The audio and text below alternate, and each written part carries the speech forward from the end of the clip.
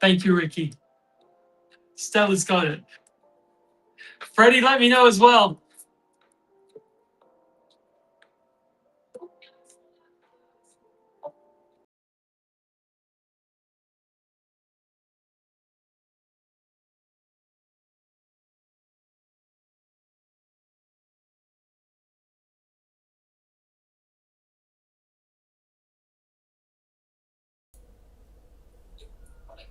Thank you, Ricky.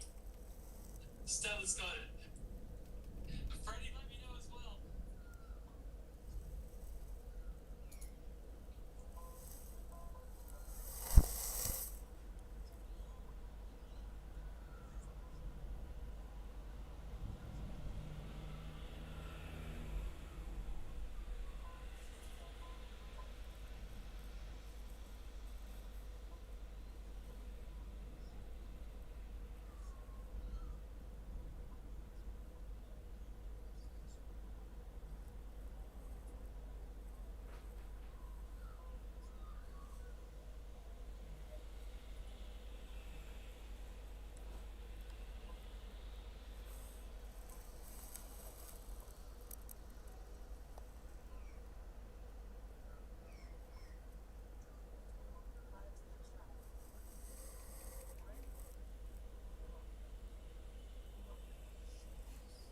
Eli, actually speak.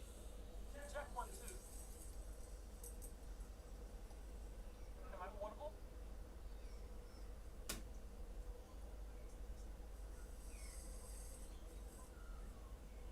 Our sound design, our Eli, actually speak. Check 1 is all good right now. They're working it out.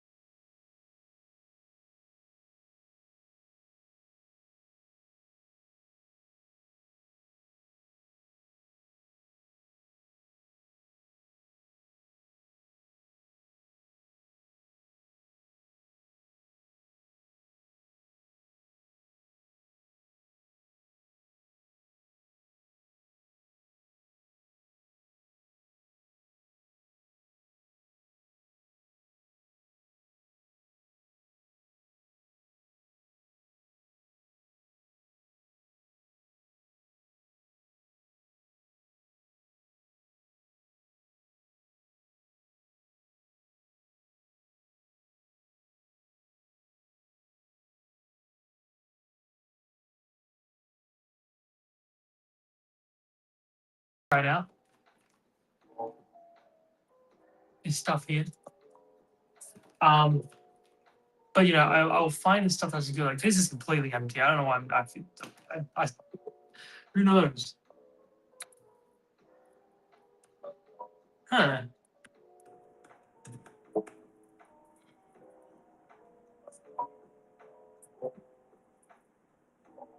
Oh, you got Freddie talking about going on lunch break. Oh, good time to be on lunch break. Freddie's at work right now. He's getting all that good dosh. Oh, success? We think we've got it? Yay! Hi!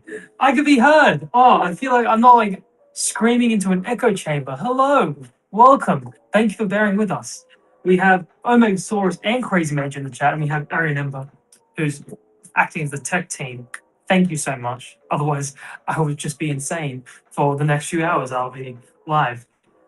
We are here, and what I said before at a very expertly delivered introduction, welcome to Dirty Zeros. Today, we will be, I will be showing you through a creative process of painting my players' minis for an upcoming campaign that we're about to be filming and putting on YouTube. Stay tuned. But what we got here, this here, we have Morgan here, our campaign wizard. Morgan is going to be wreaking a lot of havoc on the battlefield. We'll be painting them today first, and then we've got here, this is Xavier. I'm probably mispronouncing that because Rowan's already getting annoyed, jokingly annoyed, that we're not pronouncing Xavier correctly. This is our party's paladin. Now, as you can see, I've both of these fun little characters here. I have primed and base coated them in a nice black. And today, we're just going to sit down and we're going to take a bit of time to just paint. Safe to say they've got a real cool player behind them. Indeed, they do. We're going to be beginning with Morgan. Now, Morgan, I actually get to do something really cool. I can't imagine there is a massive audience here yet, but for those who are here, I get to give a little sneak peek. Now, I might do it a few times if we get a bigger audience, but I'll give you a little sneak peek as to my little character reference here. And you can see my ring light. This here is Morgan, and this is who I am going to be using as my reference. So, just need to reset up my situation here. I've like ruined everything. That's okay. Fix it up like so. Oh, wow. So good at technology, guys. All right. So, I haven't actually done a lot of painting in a long time, so I think I'm just going to start with a nice, it looks like they got into the, almost like a very deep bluish black coat on. So we're going to start with a bit of blue here. Honestly, and if it's available to you, get a nice drink, get some snacks. This is going to be a very chilled stream. I'm happy to answer any questions while I'm doing my little process here. And honestly, here to make some friends. Here, gain some new members of our Dirty Zero community. Also got this little charcoal paint. This has been through the ringer, as you've seen. As you can see, it is one of the most used paints I've got. Oh yeah, I forgot. I couldn't be heard for most of what I was starting with. So what I've got here is I've got a full tub of paints that I'm going to be using. There's no organization here. This is just I put them in and it's almost like I find what I need as it comes to me. You know, I've got all my brushes here. They're not great.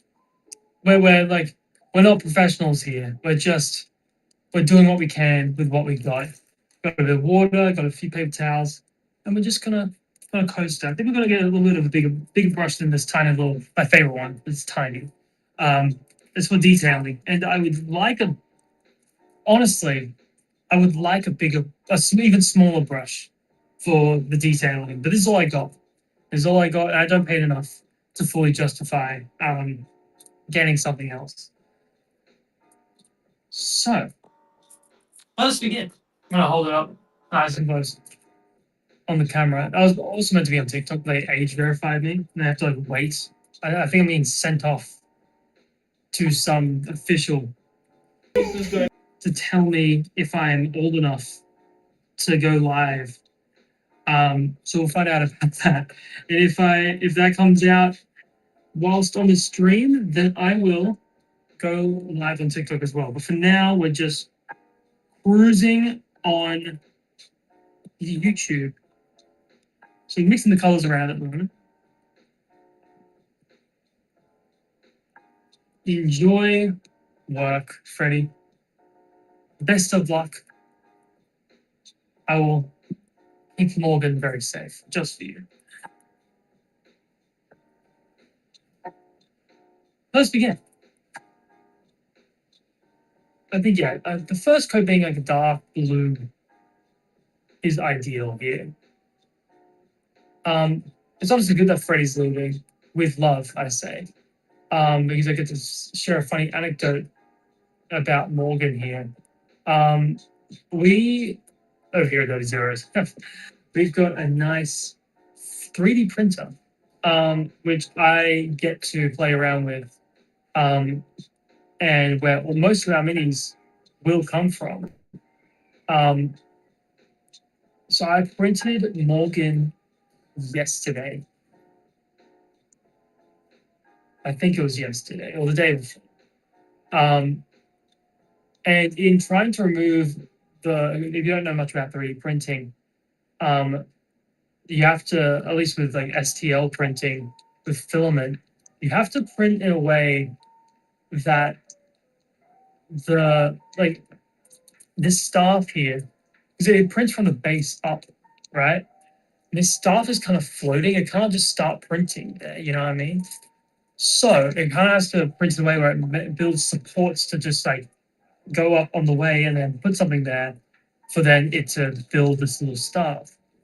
But then I have to extract the mini from the supports, which can be very difficult.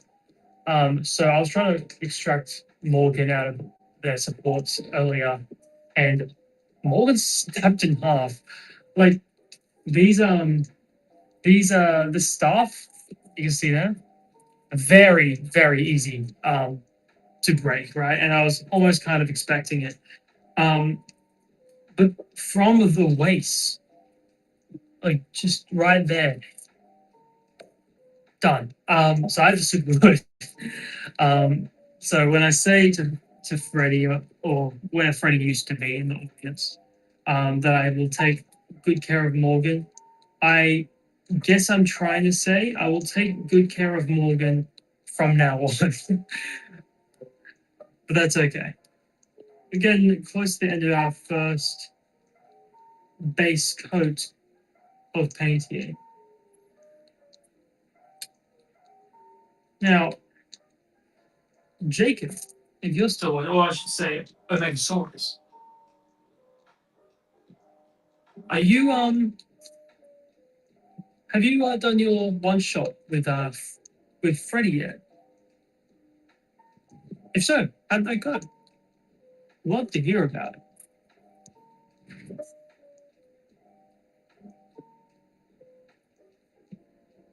Now, I think the cape is also going to be the same color. I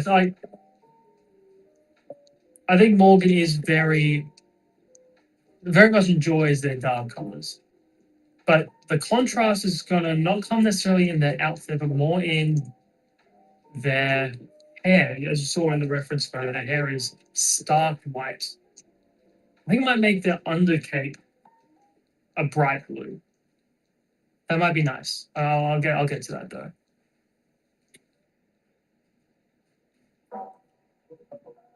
Yeah, that's not bad. That is not bad at all.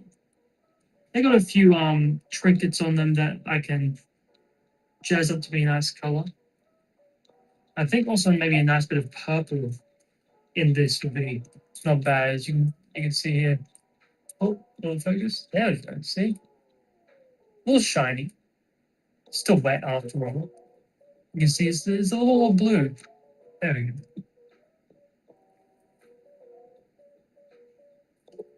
So I think our next coating will be maybe a bit more dry brushing, but you can get a bit of purple action. So it's almost like their outfit has that like glimmer to it, you know what I mean? I don't know what I mean. Say I know. Do you know what I mean?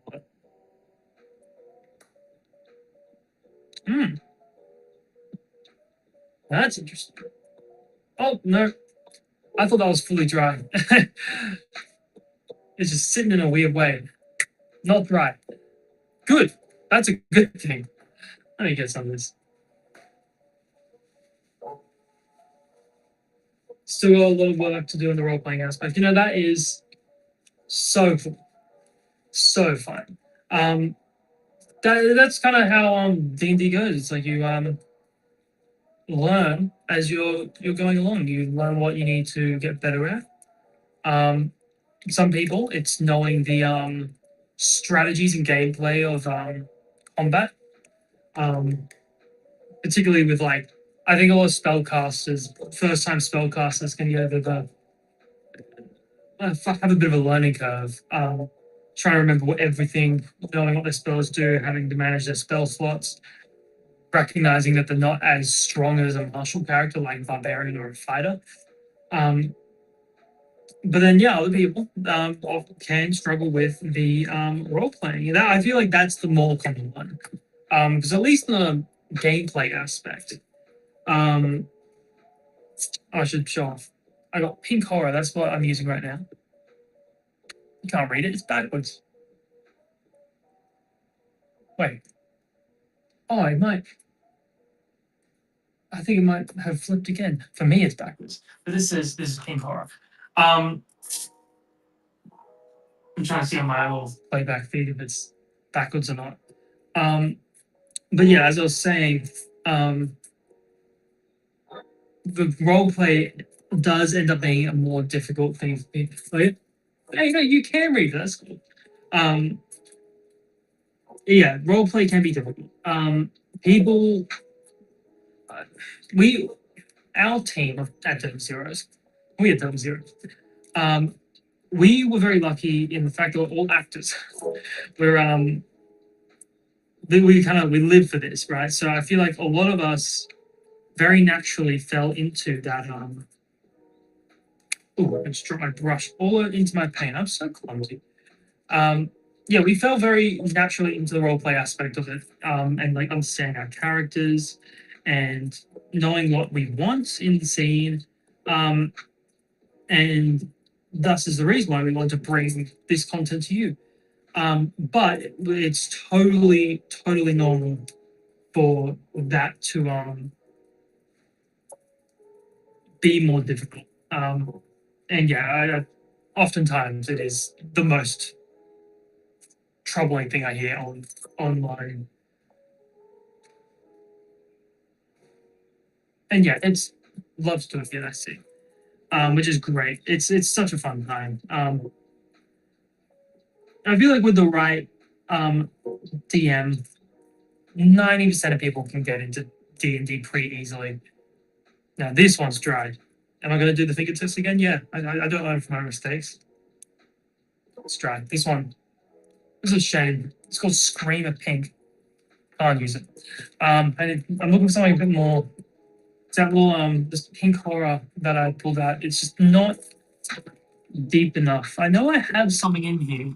Maybe a good organization system would help me out, but I'm not smart like that. Here we go. We got this heavy violet. Give it a good shake. This is what I'm looking for. Yeah. Oh, this is great.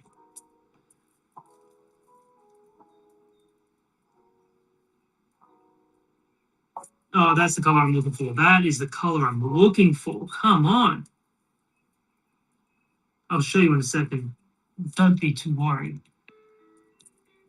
Okay. It won't look like much, if I'm being honest. It just kind of looks the same. I can assure you, on the paper, it's looking good. It has those purple undertones I'm looking for. They need to be organized. Don't worry about it. They just sit under the desk until I realize, I probably should paint something. Otherwise, everything's going to look like a grey wash of STL STL printed things. But for this instance, maybe I would have appreciated it to be organized while I'm on display for the world.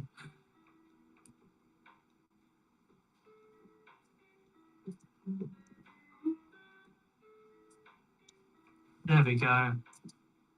The hints of purple. It's not bad. It's nice.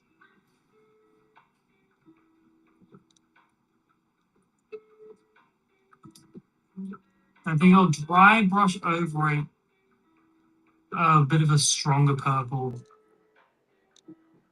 I said I was going to dry brush this, but I lied. That's okay. Wonder if TikTok's gonna let me do anything yet. No. So this is now a little exclusive club between you and I on YouTube.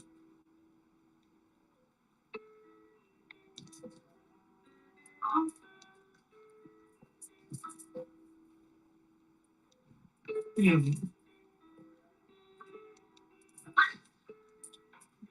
Yeah. This is fun. Okay.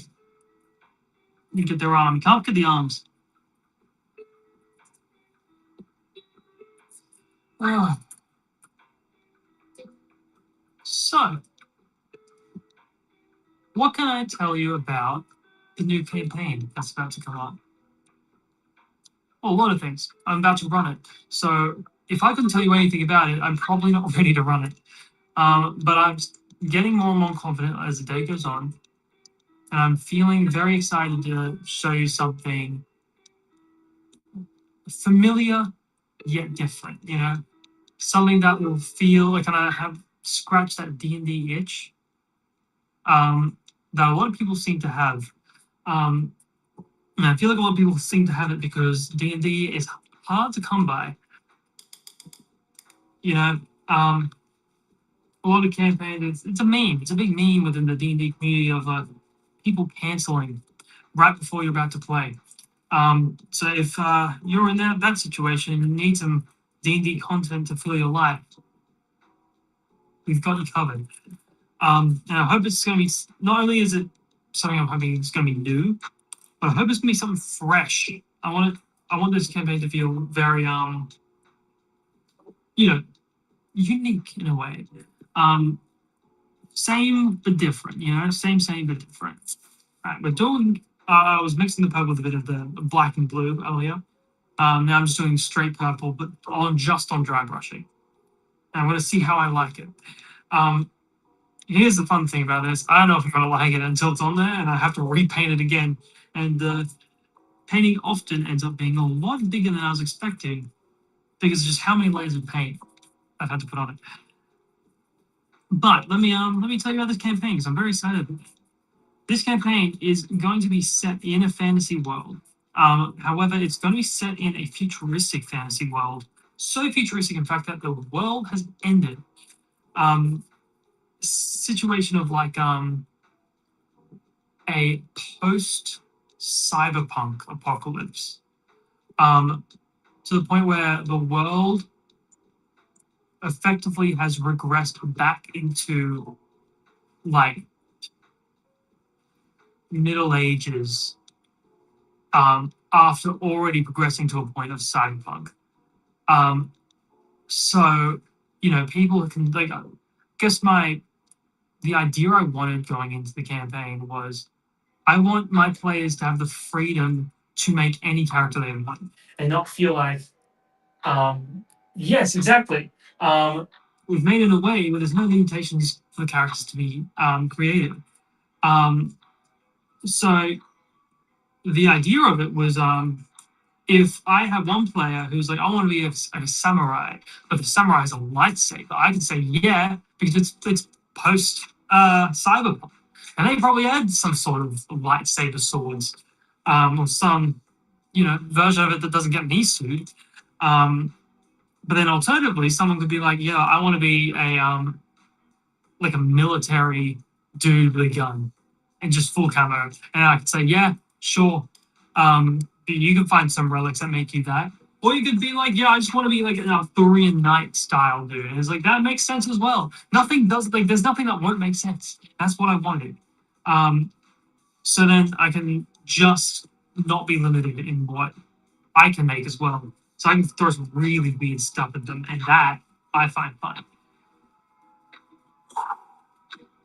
I talk a lot, and I oftentimes forget the breathing part.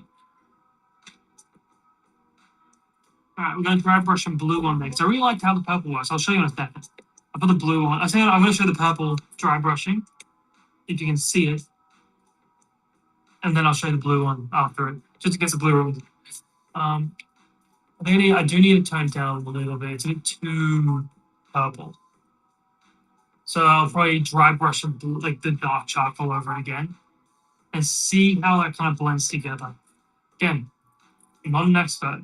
Don't accuse me of being an expert. You'll only upset me.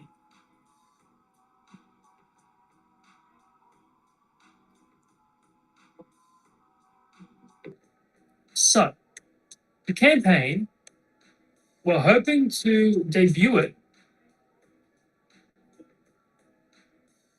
early this year. Within the next couple of months. We've already filmed our session 0, which will be up first.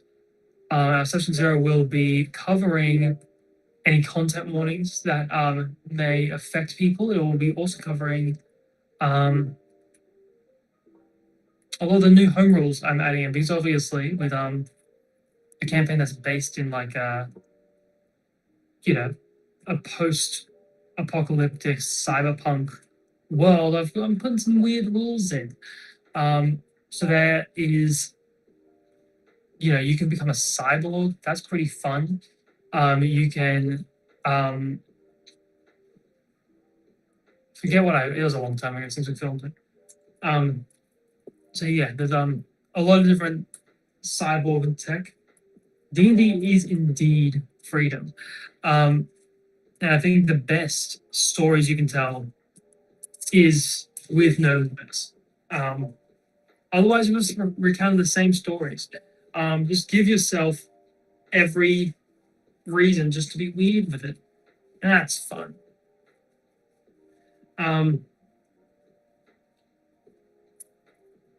We also, in that session 0, we rolled for everyone's stats and their HP. Some people were very happy, some people were very upset. I did have to modify on camera some of the rolls just so it was even. I despite it being a rolled campaign, it's still like leveled out, which I don't think is unfair. I'm the DM. People can't tell me if it's unfair or not. There's a cool effect coming on here. I'm sort of digging it.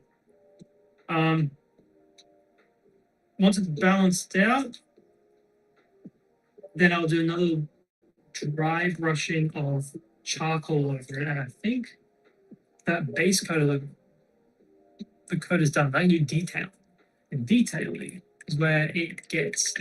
Ooh. Normally, I like watching TV while I'm doing this, but now I get to talk to myself. It's not really to myself, you'll admit. So, like, I don't hear you. I have to like look over here.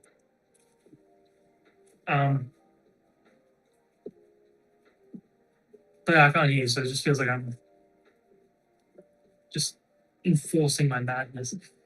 What am I doing? I know I'm paying this, but if yeah, the dry brushing the black. That's not dry yet. Good job. Yes.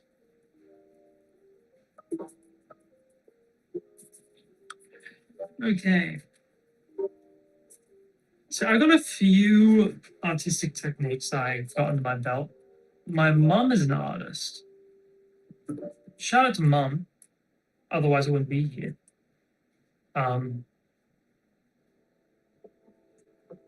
So she gave me at least a rudimentary knowledge on like art, and it helped me form my love for creativity and making things that I think people will like. Is it good things? I think so.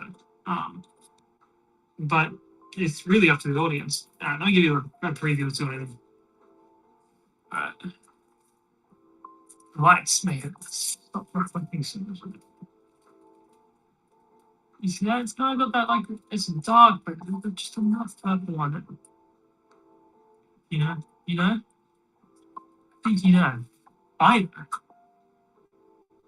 think I'm gonna leave it for now. I think I'm gonna move on to the other features like their skin and their hair. Just to see if it contrasts well. And if it contrasts well, it might make the whole thing look better.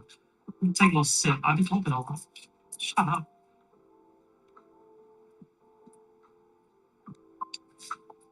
good stuff. Really good stuff. Probably shouldn't talk about how good that is. I'm crying, see that? Oh, jeez. I'll get over that, that's really good. Am I stalling till I find my paint in my unorganized little compartment here? Yeah, I am, but you didn't need to say that. You didn't need to point that out. What we got? That's not useful. I got this. Ugh.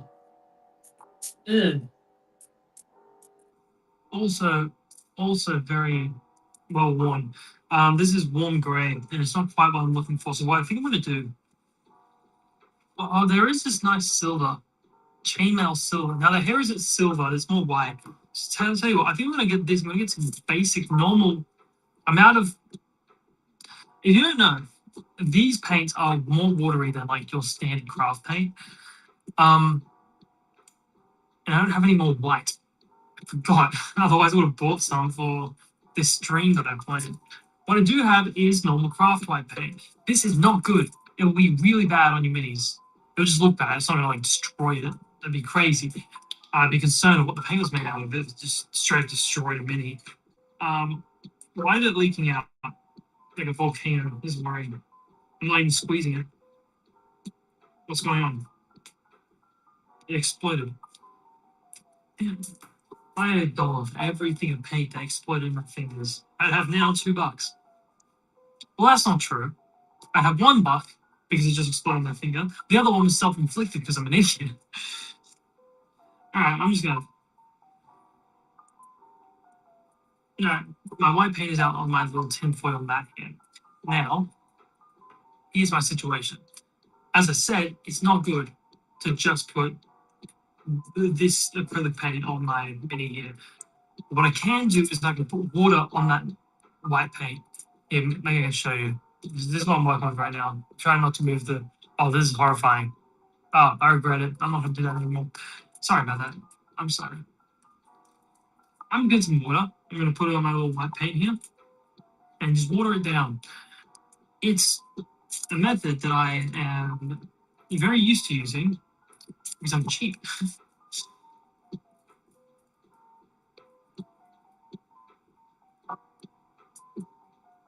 Mix that around until it's a consistency I'm happy with. There we go. It's not bad. Now, my idea is that I'm going to get some of this white paint. I'm going to mix it with silver paint. And I think it's going to make this nice effect. That'll be good into Morgan's hair.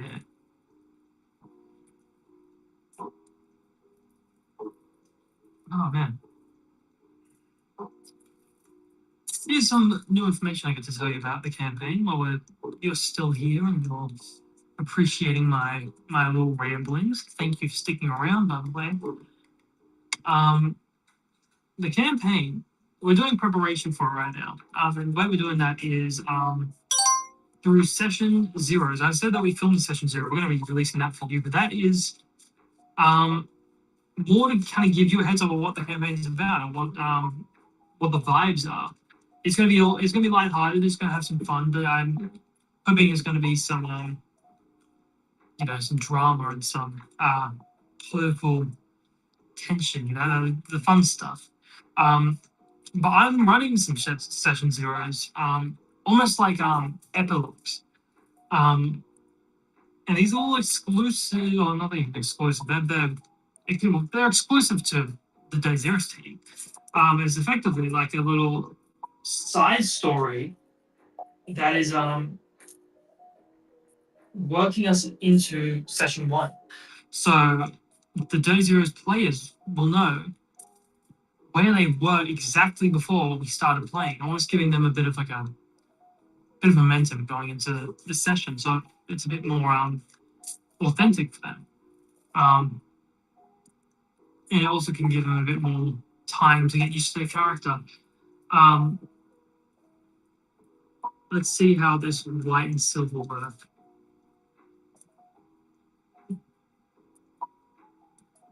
Oh, well, silver's very much trying to take over the white, but I think it's going to win out. The silver, it's almost like watching a fight that I'm like fully instigating. It's not healthy.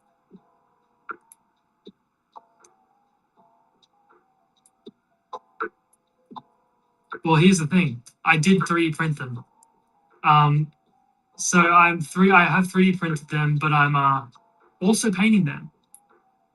Is that the smallest brush you have? This is not the smallest brush I have. We have Stella in the background. Everyone can say hi to Stella. The amazing. So chunky on camera. This is a pretty chunky brush. Right? I'm just getting the wide berths of it, and then I'm going to get the tiny details with my little detailing brush. Okay. Yeah, no. So Brittany, I am DMing for this campaign. I was just explaining earlier, if you weren't here, we'll be streaming this. Well, not stream. We'll be like releasing episodes of this campaign on YouTube. Where you'll get to see these characters in action. You can see, oh, look at that white hair. It looks so dark because of the undercoat. That's okay. I'll do a few coats in this. And I wanted to commit to having like very, like I like my characters having things that like can draw them into like holding on to their characters. It almost gives it a little it's just a connection. Like it very quickly establishes like this is mine. I love this little dude. Not that Morgan's a dude. I was saying in general. Morgan specifically, I believe, is non-binary. But yeah, you can really appreciate having the mini that represents a character you love a lot.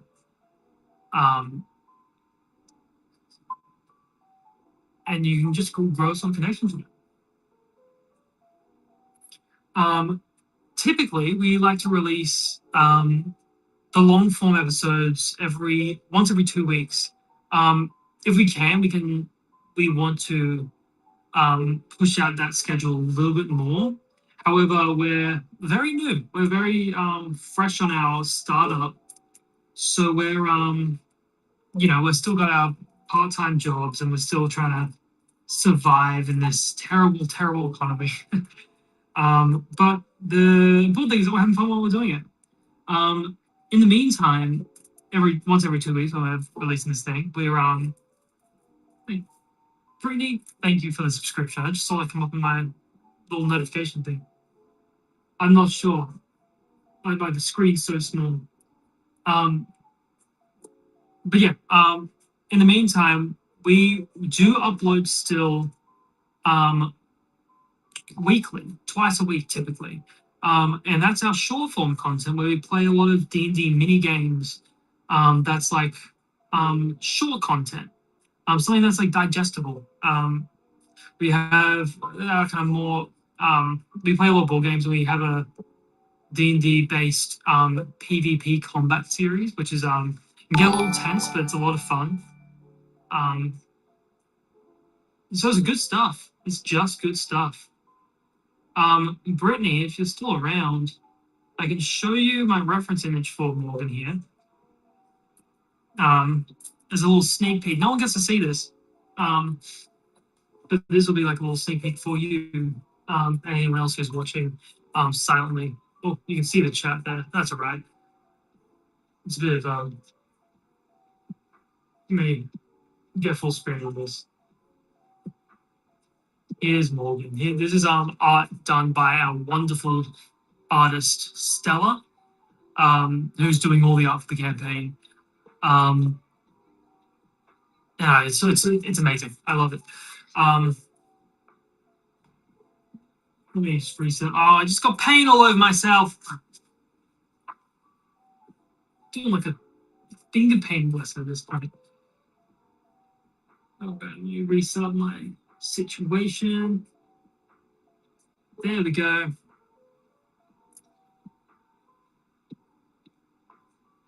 Okay. We have to get really deep into the details. I apologize to go a little quiet here. It's going to be me just really zoning in. I'll try and talk. I'll try. I'm immediately having trouble doing that, but we can. Oh, I'm concentrating so hard. It's going to give me a headache. But I'll kind of repeat on my talking points of what this campaign's about. We're setting up to be in this post-apocalyptic, like post cyberpunk world that gives my players the most agency possible to create whatever character they wanted to play. Or that stuff is fragile, and I almost snapped it into focusing, and I've almost completely ruined it. So my finger's got to anchor on something, otherwise I'm too shaky. And I always find the worst thing to anchor on. Do not anchor on the staff. Don't break this mini on stream. That'll be terrible. All right, focus. Focus. I see a message has popped up to my left. And I will read it. 1 second. Reading.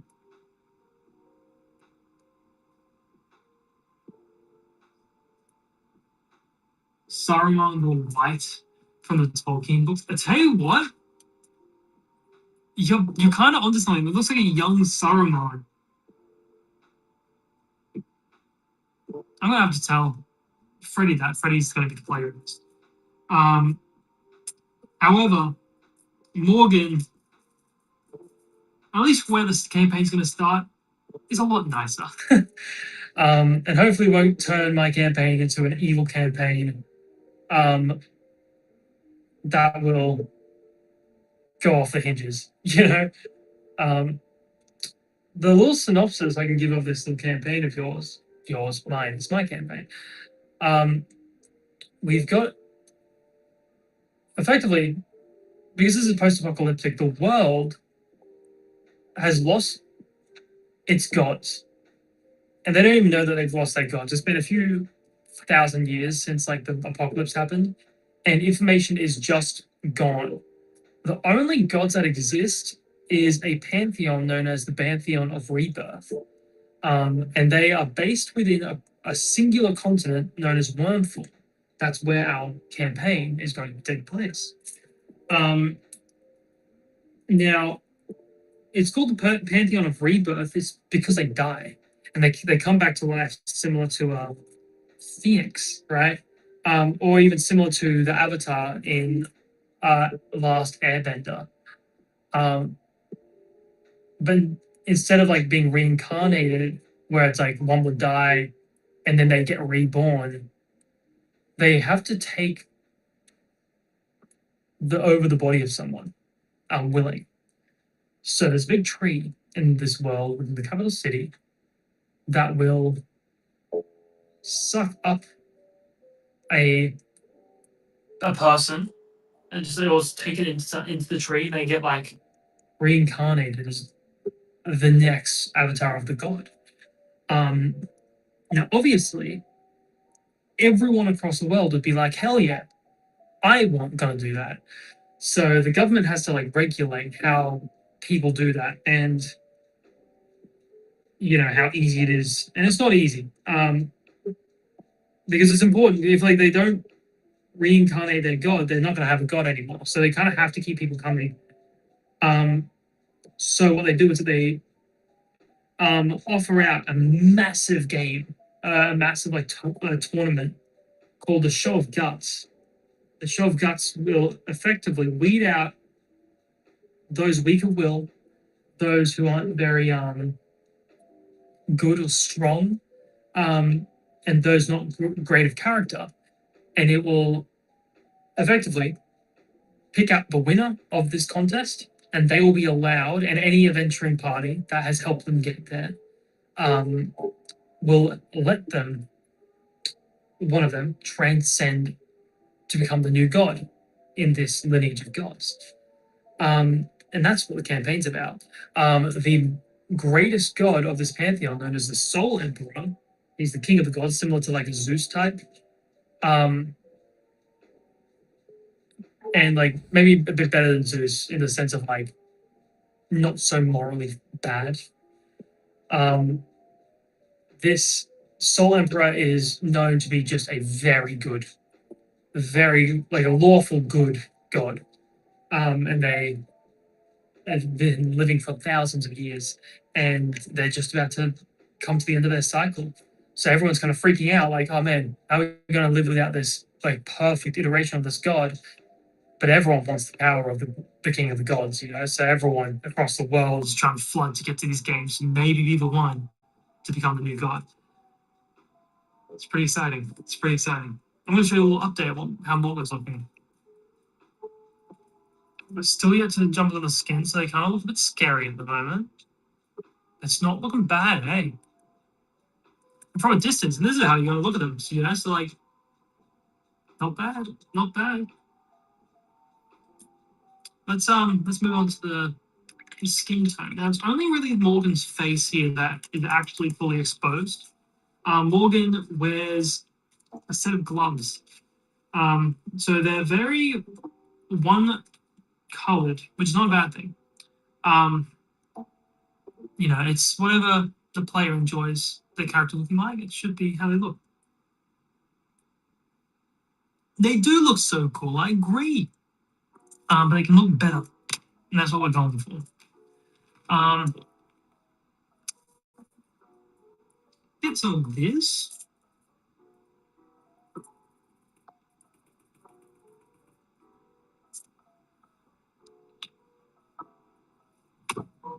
And we'll get me some of this. I got some heavy skin tone, which is a bit of a weird name because that's a singular skin tone out of the many, many, many different skin tones that exist. Thank you. Oh, nice. Getting so many compliments on my painting skills. I'm so flattered. I'm gonna start crying in a second. I won't. But just wanted to show my appreciation. Now, Morgan's quite pale, so I'm gonna have to compensate that. I'm gonna have to do my technique again. I'm gonna have to get my actual white paint and mix it down with some water so I've got something to lighten some colors. Otherwise, they're gonna look very gray, and that's not good.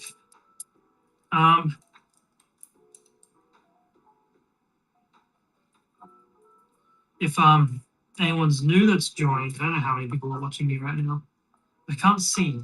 But for the people who are here and you haven't heard me talk about it yet, I don't have any white paint that's good for mini painting, so I have to make my own with some actual standard craft acrylic paint and some water.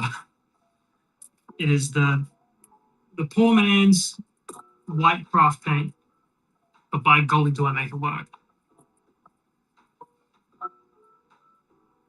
Okay. There we go. Mixed in. Clean this brush off. I feel like a nerdy Bob Ross, and he was already pretty nerdy, but like we love Bob Ross. You know how he like cleaned off his brush and smacked the hell out of it? Yeah, correct. Gone too soon. Love Bob Ross. Alright. Oh, how many times am I going to just coat my paintbrushes in the paint that I'm meant to be putting on my minis? I feel like I'm directionally challenged. I just painted on myself because I thought it was a. Damn it.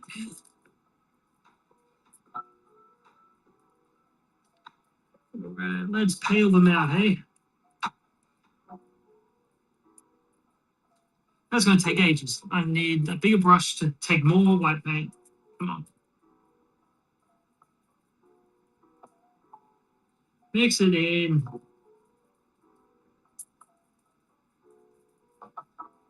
Alright.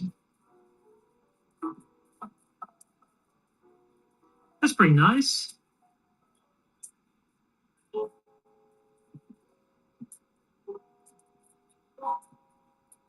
That is getting there. That's pretty pale. That's pretty pale. I think that's going to be good. Even if I put a lighter coat over it, it's good to have the base coat be a bit darker. At least I've heard. Helps it give a bit more shadows. There we go. I don't even know if you're able to hear the music that I've got on right now. I'm vibing with it. I like some lo-fi. Whoever's listening, what's your favorite music? Whether it be a band or the genre. I personally like I like the band Food Pack, they're very good. I like a lot of like yacht rock. Yacht rock's pretty awesome. I do kind of genre swap a lot. I do like a lot of rap, a lot of genre rock, jazz. I'm a big jazz fan, jazz fusion, classic jazz.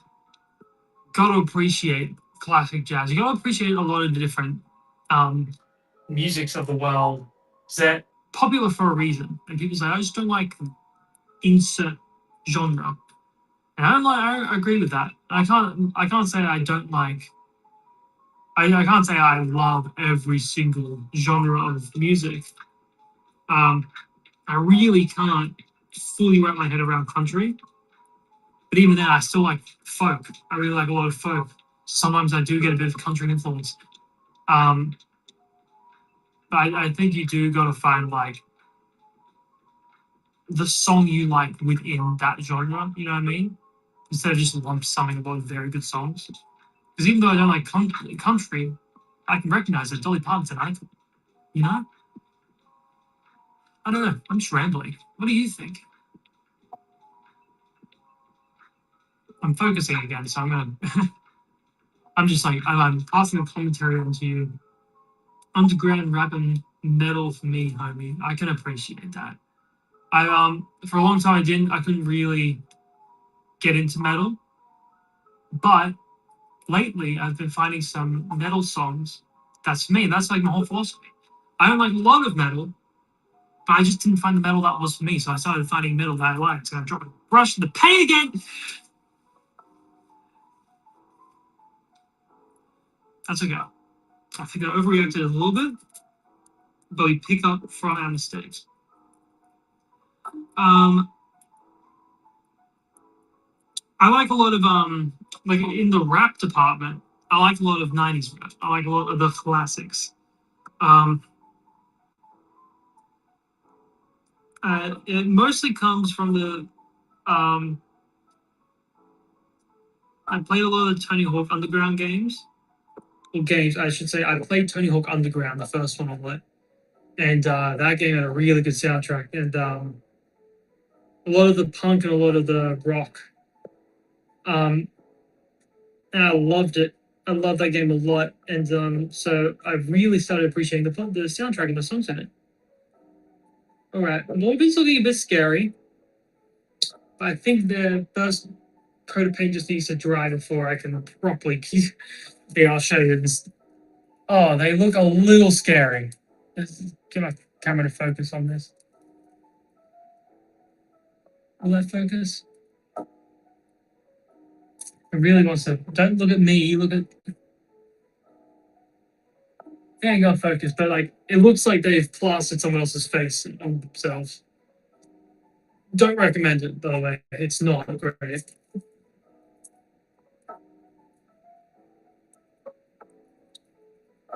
Funk's also a really good genre. Give me 1 second. I'm gonna grab. There's a lot of strays on Morgan's face, and I think it needs to be cleaned up. So I'm just gonna grab a little tool. I'll literally be 1 second. I can see it from here. I'm back. This little tool. I think I'm just gonna try and take a little bit off Morgan's face, which sounds terrifying, but that'll be okay. There's a strong wizard, which is not all very common, but Morgan is a strong wizard. I can just see. Just cut to me cutting it off. Oh, I'm so nervous.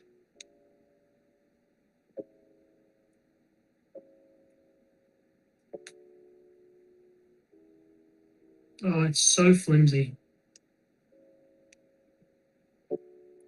Come here, Morgan.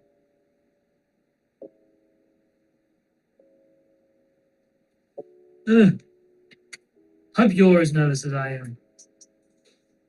The Need for Speed Underground 2 PS2 games are big. They were. I didn't play them as much, but when I did, like I think I played them when I was at like friends' houses. It was just a good time. They're just the classic. All the PS2 games, I feel need remakes. And this is a conversation I can get on a pretty spicy rant about. But like, I'll do it. like when the Crash Bandicoots remakes came out, they were peaked because everyone loved them.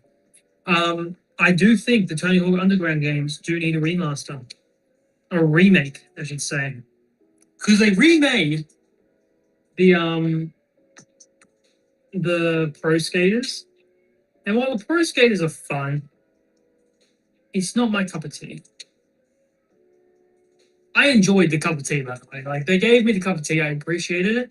I drank the whole thing and asked for seconds. But the seconds I want is Tony Hawk's Underground.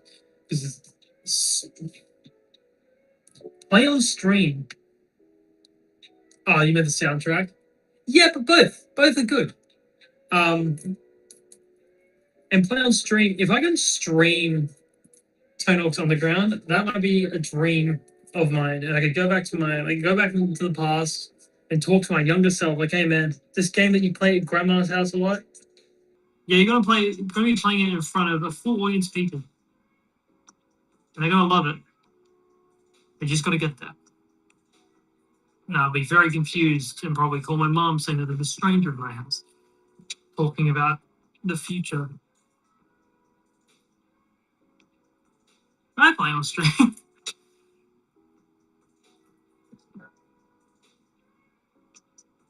Okay. Morgan's face is slowly turning away from cosmic horror to skin graft, which is not the worst, but it's not the best. But I would say it's progress forward.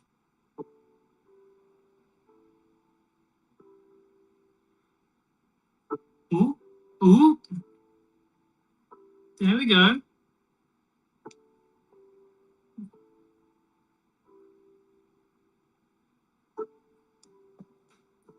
Leading up to the most difficult part. Yeah, the most difficult part's the eyes. There's no way to make that look good. Oh, stuff. So flimsy. I think you just need to get a big glob of paint on, get it on there, and then leave it. Because the nose will always look a bit bad. Because yeah, I 3D printed this, so the face's surface is pretty rough. Because it'll look pretty decent from a distance. Right, their ears are poking through their hair, so I'm gonna have to get a little bit of this up here. We'll probably play it on PC. I'm not sure if I can. If you want to do some research and figure that out for me, that'd be awesome. But like, I know it's not available on PlayStation, and that was really upsetting to know.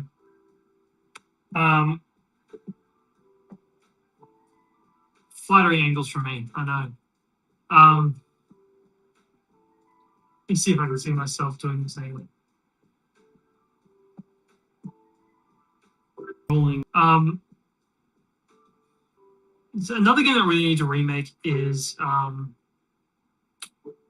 the first two Infamous games.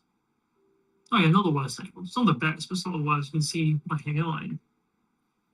The first two Infamous games are so good. Arguably one of the best superhero games to release on console. Up there with Arkham, up there with Spider-Man. I actually didn't play too much of the second game, and everyone loves the second game. I froth the first game. First game was so good. I played that about 1,000 times, trying different endings. I think there was only two, but I tried to find new ones. Back when I didn't know what walkthroughs were, because I was too young. I'll clean off my brush when I think I need to help Morgan's hairline a bit, because it's currently like this black line, and it doesn't look good.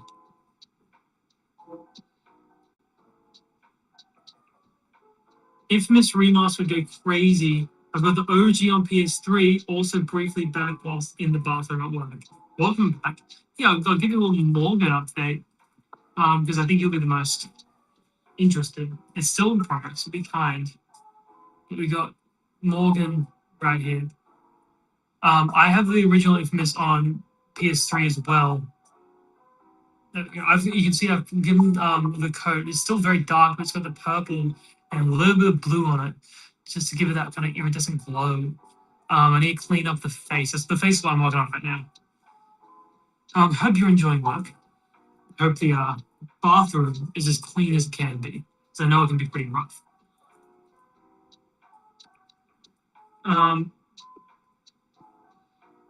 But I think the Infamous games being remade is just like a money machine, you know? Like, why don't they just do it? Very glad you're happy with the progress. It's still a far way from being something that I'm properly happy with. Oh, this is going to be so tricky. But yeah, we'll get there. So like, fret not. Come campaign time, you should have a very happy Morgan. I think I'm just gonna go hard onto it. If I get onto the skin, that's okay. I'll paint over it. So now I have like, probably define the boundaries of it. It's a bit easier to. Yes, yes. I feel like I'm figuring it out as I go. I really can't stress this enough. I am not a professional. And if you're coming here looking for professional tips, I've got like a few. And not from me. I didn't come up with these tips. I got them from someone else. But isn't that what's being an artist is, you know, just stealing things you've gotten from other people? So I've got like a few experience tips. That's about it. Get back to the grind. Stop in on your break. I'll be doing this for a while. Enjoy work. Best of luck in the world of capitalism. I can't wait to introduce you to the world of Wormfall and Endermere. Ugh. Did my music stop? I think my music stopped. Sounds like my music stopped.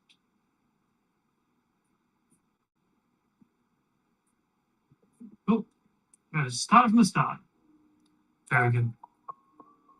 Bring up the chat again. Oh, there's 6 people watching.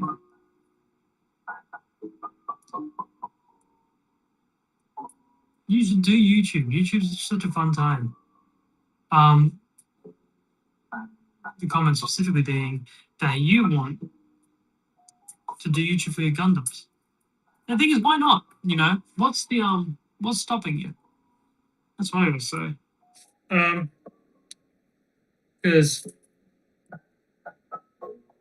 I feel like just doing things is good. Even if nothing comes of it, it's kind of satisfying just knowing that you did it. Just having something to show for it, you know?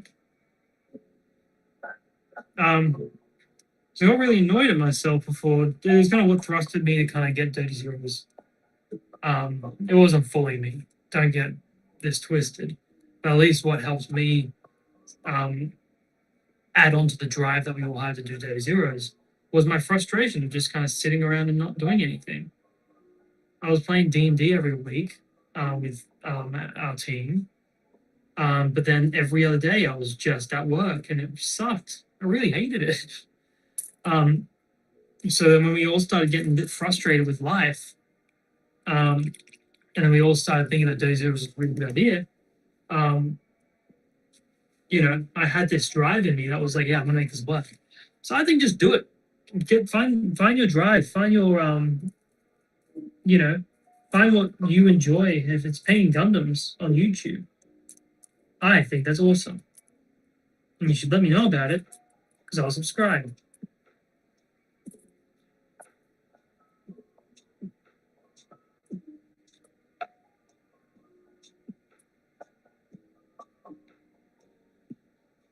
All right, the face is cleaning up a little bit. You get the neck. The neck's pretty hard, because it's kind of covered by a collar, and it's not making it easy for me. You know, We're working. We're working. We're cooking. We're slaying. Slay. All right. Haha.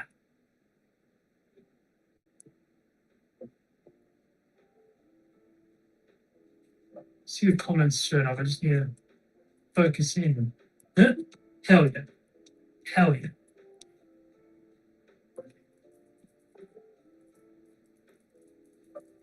The intention of this stream is just to be something very nice and chill. So to the 4 people who are watching and chilling, I know one of them is Jake. I know one of them is the tech person back there. Thank you, Stella. I'm not sure if this is counting my little view, but if it is, then there's at least one person here that I don't know about. If it's you, Brittany, or if it's someone new, thank you for stopping by. Hope just chilling out and watching some random dude on the internet paint has been good for you. By means, if there are any questions about anything D&D related, personal related, Dirty Zeros related, throw them in and I'll answer them. Because I admittedly enjoy improv and talking very egotistically for as long as possible. But is it hard? Yeah, it's a little difficult. I have to think about things too much. So if you have anything that you want to ask, I will certainly go on a tangent about it. See, all my paint's dried up, so I'm going to have to make the same thing I did and make sure it looks the same.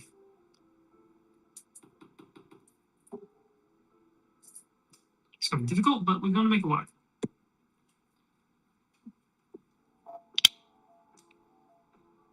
All right. Bit more white paint, bit more water it down.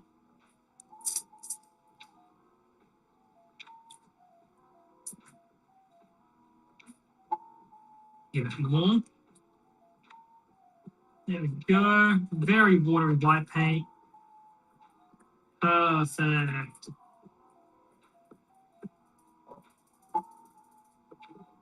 I'll tell you what, I will talk about other campaigns. On our so we got a few campaigns that we've run, right? So not even just for Dirty Zeros. We all started playing D&D, doing like different one shots within the same world, similar to like West Marches style campaigns. If you're unfamiliar with West Marches style campaigns, they're very fun. The concept of them is that you're doing a different story every session. So similar to like Adventure Time, right? Where it's like one episode is kind of like this crazy kooky adventure where you're featuring your players, and then the next episode it's like the same characters, but they're in a completely different situation. And West Marches style campaigns are really good if you don't know when you're going to be playing next. You know, if like you play very erratically, West Marches style campaigns might be for you. That's how we all started.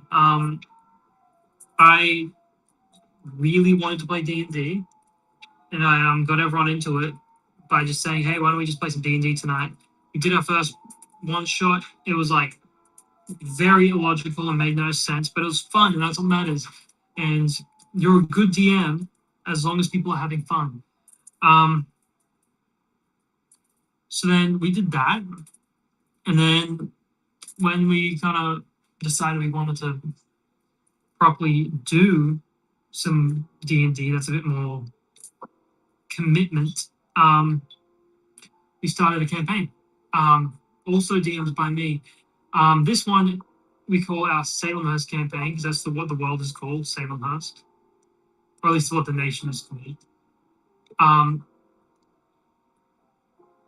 And that's the one we've been running for almost 3 years now. Salemhurst is like we call it the first campaign, and any time we're talking about the campaign that we're painting for this, we call it campaign 2 because it's technically a segment. long-term campaign that we're going to be doing. And we're still doing it. Same with us is on like 100 sessions now, and we have been playing for years, and it's awesome. We love it. So then we started to film. Oh no, we did have some other campaigns, not run by me. We have a campaign that we've got at the moment. That our good friend in the who's within Dirty Zeros is running. Dom is running a campaign based in the One Piece world. So we're our own pirate crew set in the Great Pirate Era. After Gold Roger's death, obviously, Great Pirate Era, but before Luffy, was properly around. He was a very, very, very young child in our timeline of the campaign. So we're running through the One Piece world as pirates. Then we have Freddy, who's mini unpainting right now. Freddy's running a Strahd campaign. You have to do a Strahd campaign. Like, it is, if you're gonna be playing D&D, you're gonna have to do Strahd at some point. It's too iconic. Strahd, if you're unaware,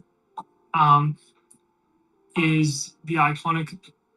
Well, it's Ravenloft is the setting, and it's based around a vampire called Count von Strahd being an evil douchebag, pretty much, and it is your job as the heroes to stop this vampire douchebag lord. It's pretty cool. It's pretty fun. Freddy's running it very well, and we've been loving it. So then we're gonna get on to the we played a lot of D&D in our lives. Certainly not the most in the world compared to others, but like we're not we ain't children. We then got onto what we're filming. So we've done we did a little tester one shot, which Rowan within our cast ran, and that wasn't released. But it was the first thing we filmed that was a campaign-based story, and it wasn't released because it was a train wreck. Not on anything like from Rowan's behalf. Rowan did a great job. We had a lot of fun in this campaign, but everything went wrong. It was like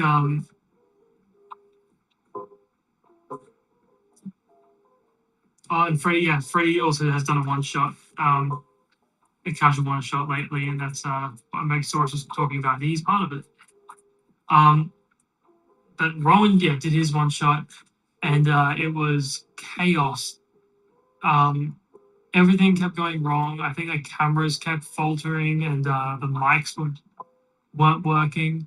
And right when we were like, oh, finally did it, right at the very end, one of the light fixtures that we had set up for the lighting rig, it collapsed and it fell on Rowan's head. And of course, we're filming it, so it was all on camera. So we kind of want to release that sometime soon because it is funny, but for like content wise, it wasn't like it's too many things are wrong to fully release it, which was a shame because it was, as I said, it was a very good story. It was fun. It was just a good time. So then the next thing we released is what you can watch right now. That is The Land Beneath the Dark Sky, a campaign run by our very own Tash Gleason. And that was a very good campaign. It was a very dark campaign, very gloomy campaign, set within a world with no sun, or a sun that had died in a way, was blotted out by some tyrannical god, and then that became our problem, which is not what you want from gods, you know. Honestly, douchebag move, if I'm being honest. And it was our job to kind of figure out. We kind of got sick of it, and we wanted to fix that situation. So we fixed the sun. But it was a very dark and grim campaign, and Tavish loves that vibe. We are actually putting together a Dirty Zeros compilation right now. That should be released next weekend. I don't think it's exclusive, but there's certainly some fails in there. So that is the Land Beneath the Dark Sky. And we finished that series. That is by the time of this live stream, we haven't posted it, but we have completed the campaign, and we'll be releasing that hopefully very soon. Now that the ending is something very special. I was very moved by the ending, and I think you'll like it as well.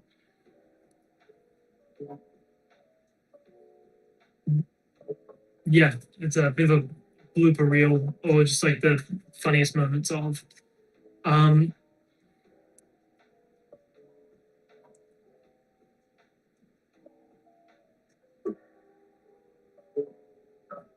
do a very specific detailing now. I'll give you guys a bit of a visual update soon.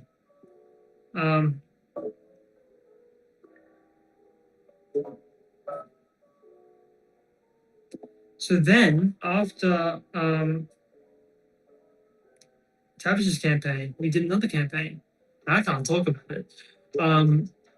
But once the Tavish's Land Beneath the Dark Sky has been fully released, we'll be releasing another campaign, and it's very good. That's all I'm going to say about it. It is very, very good. I like it a lot. But what I can talk about is another one that Frey did, our Halloween special, Grimhaven. That was cool. I had to think about that. Grimhaven was just a very, in a good way, stereotypical 80s style, comedy horror sort of scene where we found some Jumanji style. We found a book that we probably shouldn't have been looking into, and then we turned into these very fantastical characters that were then responsible with fighting the evil that had come over the town because we opened the book. Go check that one out. That was a lot of fun.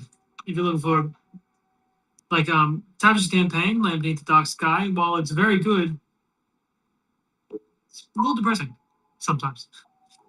In a good way. I think depressing stories need to be told sometimes. But if you're looking for a nice chill time where you can just kind of laugh at something that's in the background, check on the Grimhaven campaign. All this hard work that I just did to touch up the collar has been undone by me trying to touch their face up. Oopsies. But every new layer of paint I put on, I'm getting more and more confident with how Morgan is looking.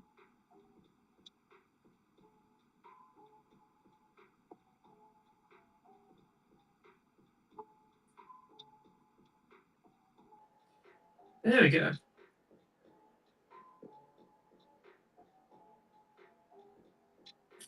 A little bit more.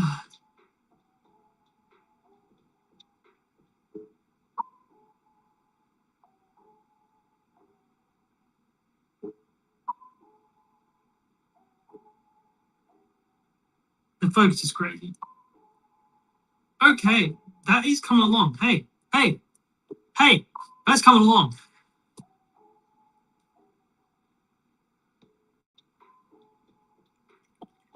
Try clean up that brush.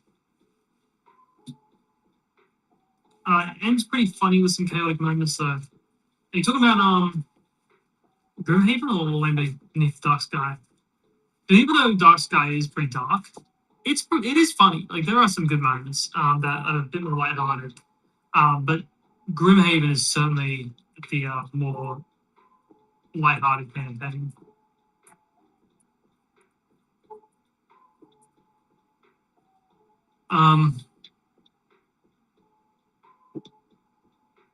Going into this new year, we'll be highly focusing on this campaign that I'm painting for right now. Will pretty much be exclusively this campaign, going into a very deep story, and it's going to be awesome.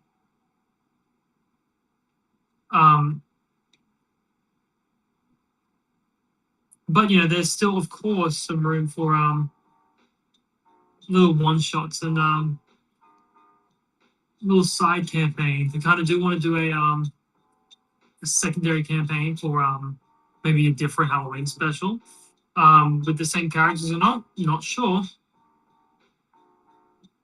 But it was fun the first time, so I'm sure it'll be fun the second time. And then going into some other one shots as well. Give myself a break for doing a year of a campaign. Maybe. But we'll have to listen to what you guys want.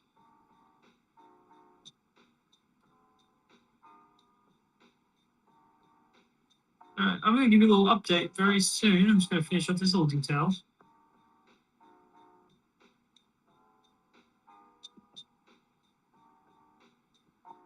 Nice. It's pretty good. Back to the face soon. The face is the thing that makes me a little nervous. That's coming along. That's a mini.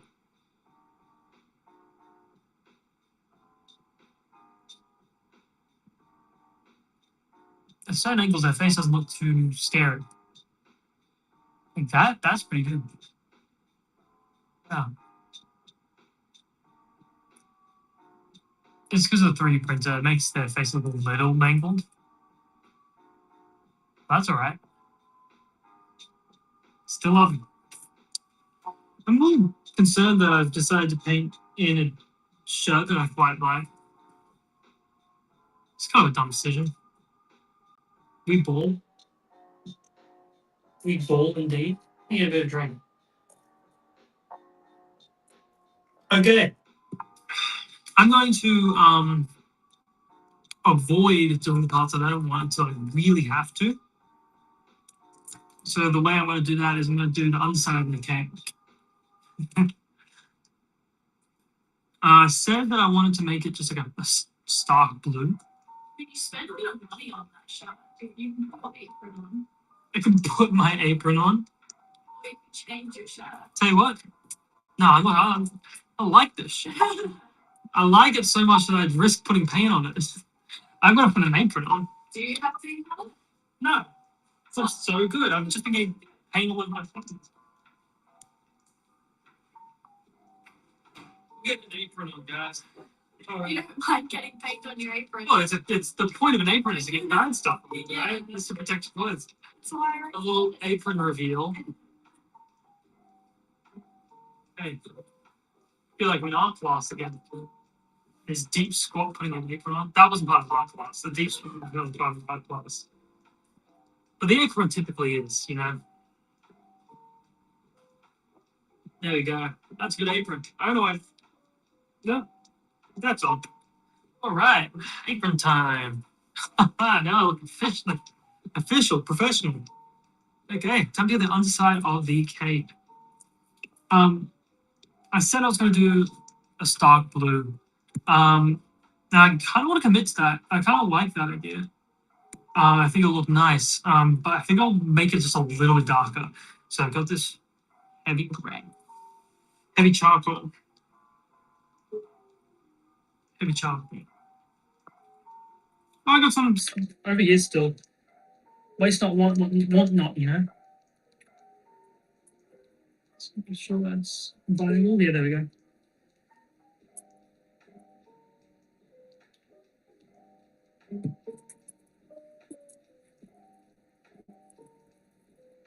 Bit more blue. Black really took over. Pretty liquid and give it shape.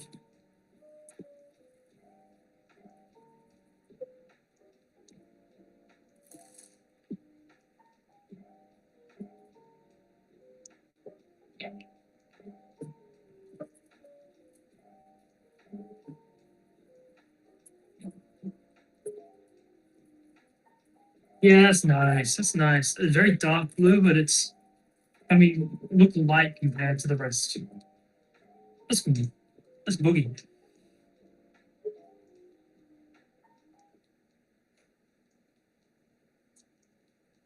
Oh, that's good. That's great. Who could be upset? Really? It'd be Freddy, who's playing this character, could be upset. We don't want that. We don't want that, but we're gonna hope for the best here.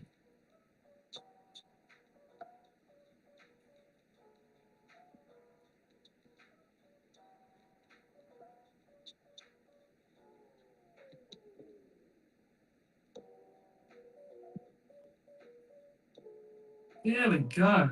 See, this is so much easier doing the face. My avoidance tactic is working splendidly.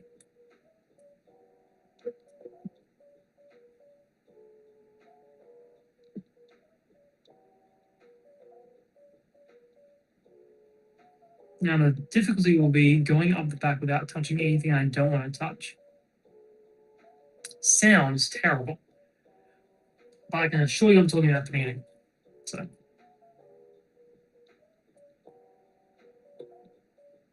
Or breaking it. Like, that's the other. Oh, I touched something I didn't want to touch, but that's all right. It's also like you don't really see it, so it's okay if I don't really get all the way up. But it'll annoy me knowing that ain't that the way of life. Oh, that staff's getting more and more flimsy by the second.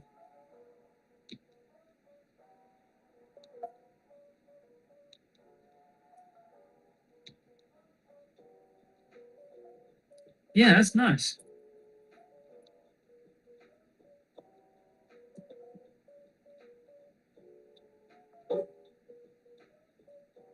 The only problem I have with 3D printing is, I was talking about it before, but like how flimsy the swords or the staffs come out. Because I mean, just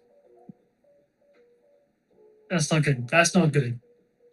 It's not great. There's not much I can do about it. It's my least favorite part. I like having things to do about things, but I can't do anything about this.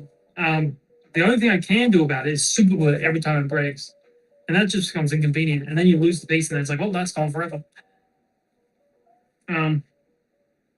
It's not the best, but you make it work.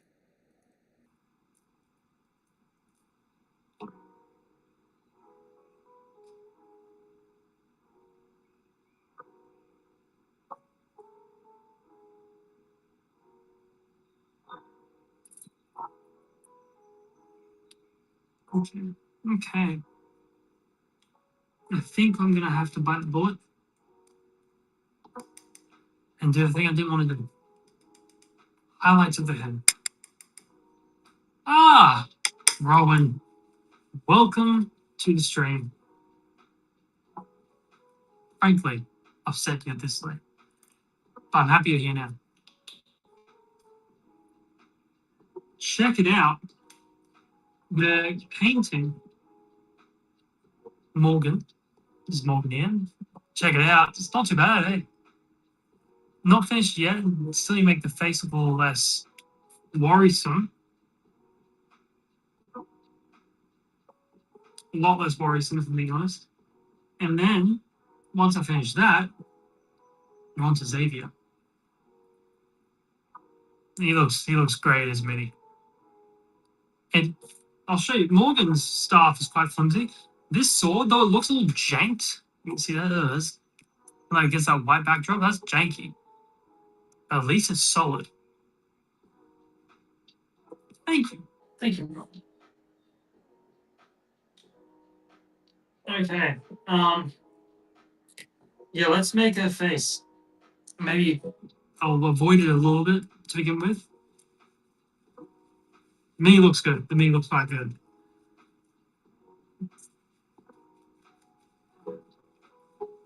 All right.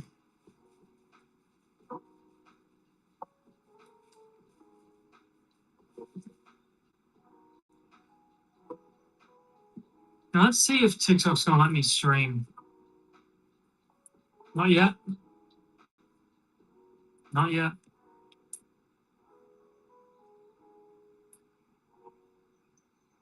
Zav.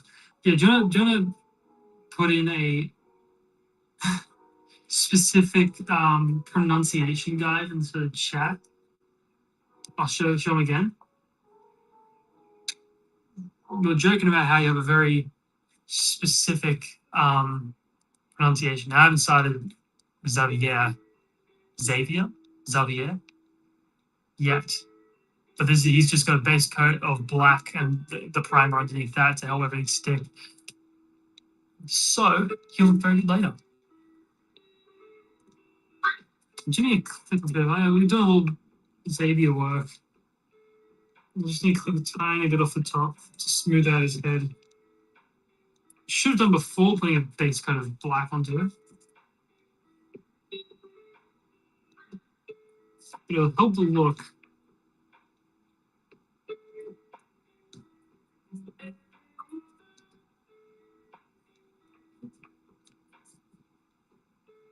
Yeah. Bit smoother. Help it not be as janky when it gets painted out. But I need to do that later. Being carried away.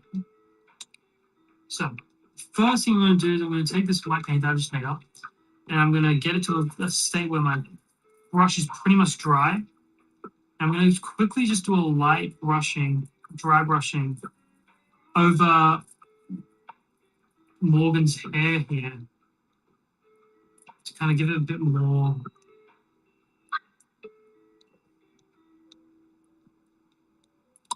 It isn't doing anything. That's okay. I'm going to do it a bit thicker with a smaller brush, so I'm less scared of the consequences.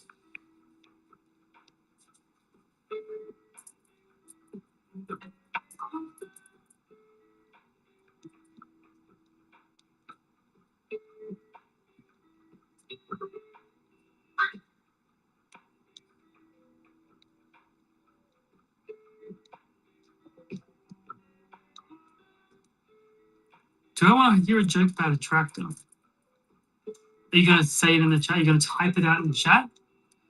If not, I can take the lead here.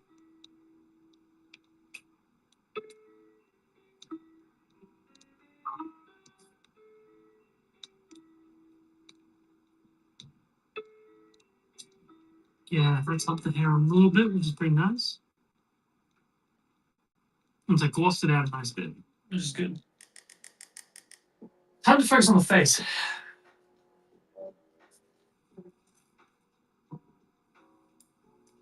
Now, I need to do the part that I hate. It's the eyes. Eyes are so small, and this brush it's small, but not small enough. And it's the worst. All right.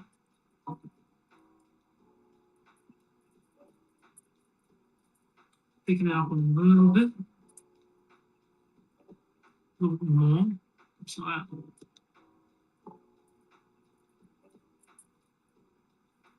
Okay, that's about as thick as I want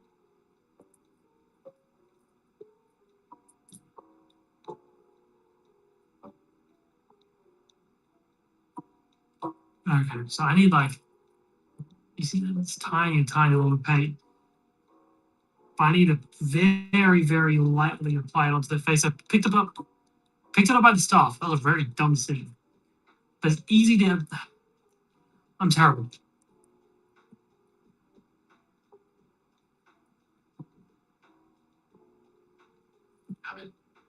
Need to do a light touch up, and then I'll be confident to start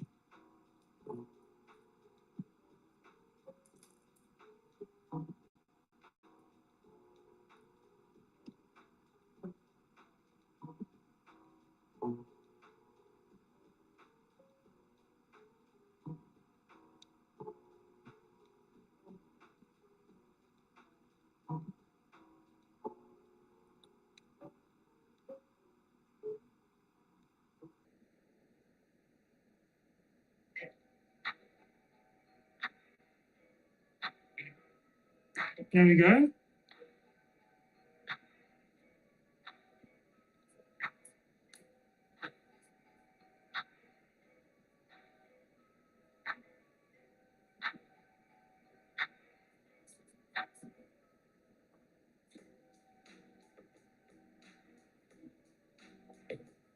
Yes.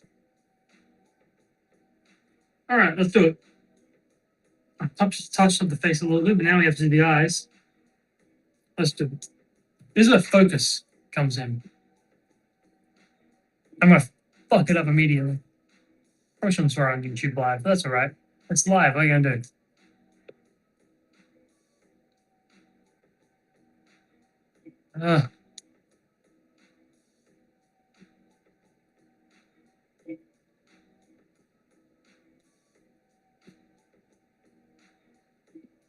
Not good.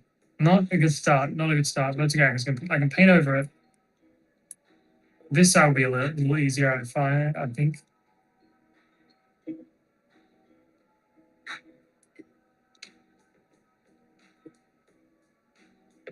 I say with such confidence just to ruin it again.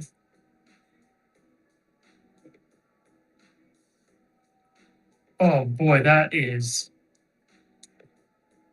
It's like I made a Simpsons character. That's all right. Because then I'm going to let it dry.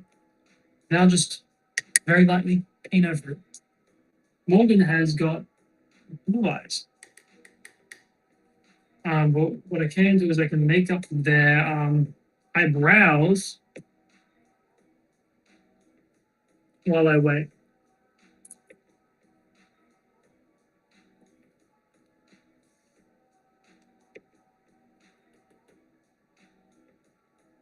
All right. I'm still trying to figure out if I'm telling this tractor joke wrong or if you were gonna type it out. Maybe you're just typing it out now, and I'm like waiting for a full video essay. Just a normal typing essay. You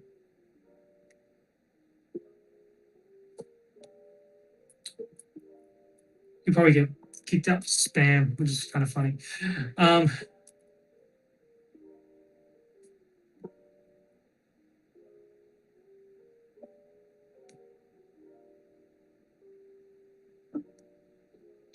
That's a semi-successful eyebrow.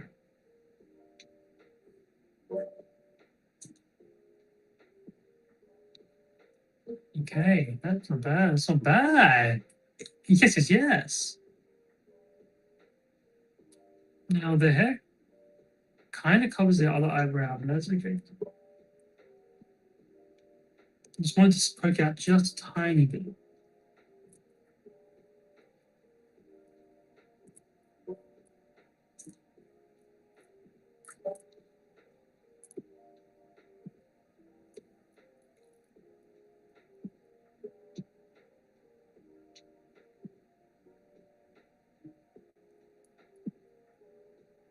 Okay. The bit of time to let that dry, I can fix this up.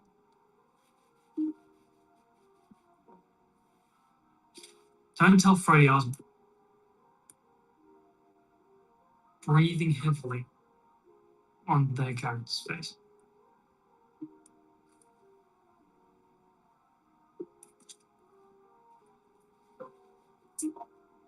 Okay.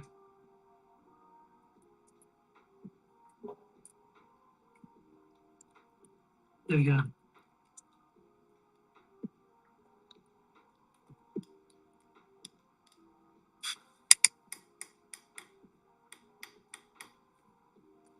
Now, I don't think there's many people in this chat that aren't at least somewhat affiliated with us. But if there is, glad you're here.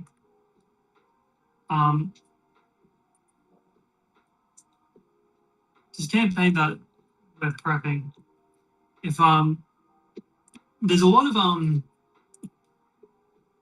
guilds, a lot of different adventuring parties within these guilds. And frankly, I'm going to need a lot of NPCs. So to highlight an appreciation for you you being here, if you have an NPC that was around, or a name, if you give me a name, I can't promise there'll be any personality traits specific from you to them. But if you give me a name, I'll do my best to find a place for them in the campaign. That makes sense. I'm not looking for Mr. Poopy Butt in my world, though I might try and make it work. Can't promise. Can't promise it though. No, where did everything go? Who organized this? There it is. It's behind my thing.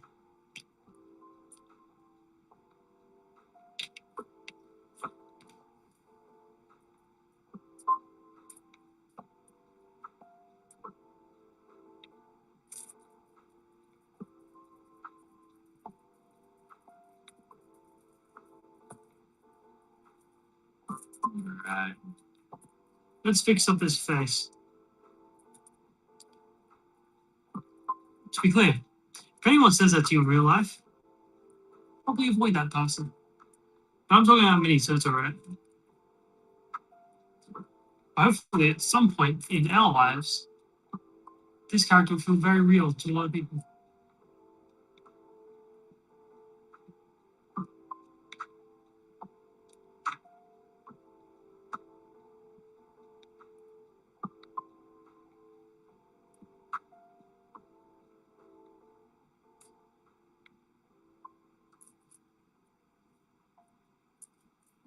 Ah.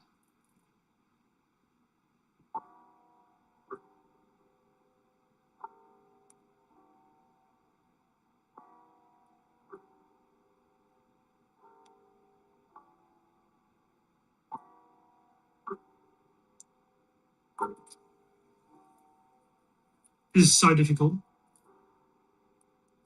I hate doing eyes.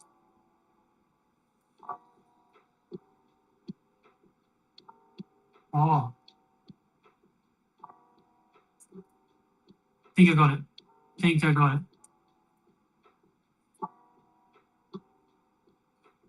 Alright, if Ron's not going to say a joke, I might just start a joke.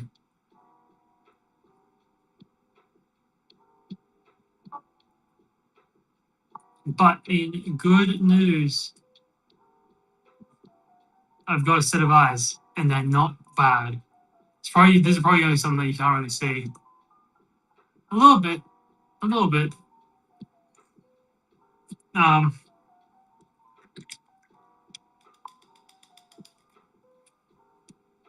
So, it's been a while since I've told this joke. Oh, it's going to be so bad. I'm going to have to tell a more condensed version of this joke. Because if anyone just randomly strolls up into the stream, they're going to be so confused. But the people have asked for a joke. I'll be damned not to give them one.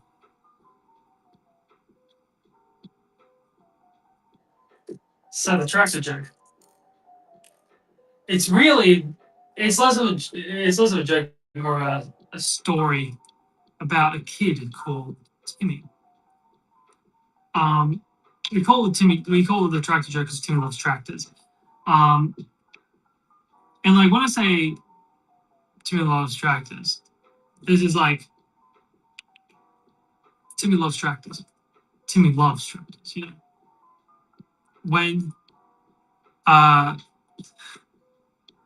you see Ron saying, "Oh no," but I don't even know what for. When Timmy was born, the nursery that he was born into had like tractors all over the walls of said nursery, and it kind of just set something into his mind. And not even just that, Timmy, whilst in his mother's womb,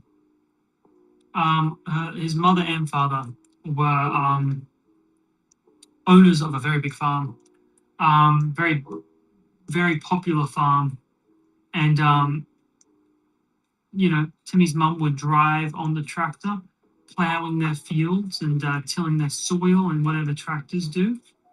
And you within his mother's womb, he'd feel the vibrations of the tractor, and truly, it's almost like listening to classical music. Remember the baby, like listening to classical music while you're pregnant, and the baby really likes classical music when they are born. It's like that, but tractors.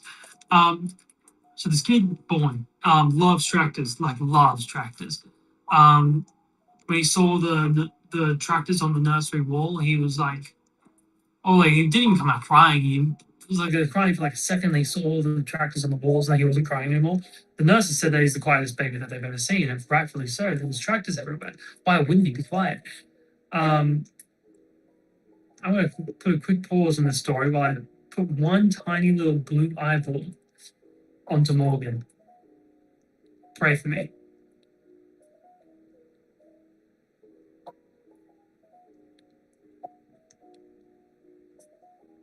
I'm getting nervous.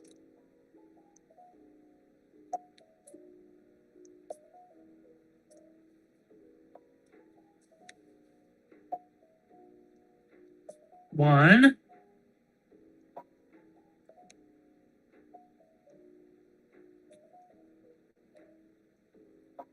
I slipped. Oh, with a very, very blue face.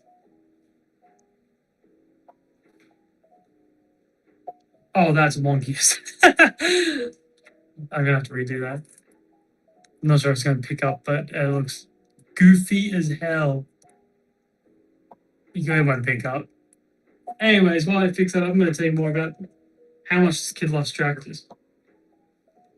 So, Timmy, from very, very young age, would beg his parents, "Let me ride the tractor. Let me ride it around. Let me tend to the farms instead of you guys." And they'd be like, "No, Timmy, you're far too young." But that's all he wanted. Just let me drive the tractors. Let me. I know. I read all the manuals. You got me so many different manuals for tractors for my birthday. You don't need to worry about me. I know how to run the tractor. And speaking of birthdays, yeah, they did very much. He's the easiest kid to buy presents for. So he'd honestly be a little bit disappointed if like a present he got was not tractor themed. So like, if someone tried to experiment, it was probably going to be a bit of a dud gift. But like, if someone got him something tractor based, oh boy, he was happy. Like, you could tell he was quite elated, if you will. So he for his birthdays, like his parents, I'll focus on the parents' birthdays in particular, even though he got many different tractor gifts from all his different friends within the small farming town school that he grew up in. But the different tractor gifts he had gotten. At a very young age, he got a nice tractor bed. That was a big hit. Like, you know how people get like race car beds, and this is like a tractor bed. Focus.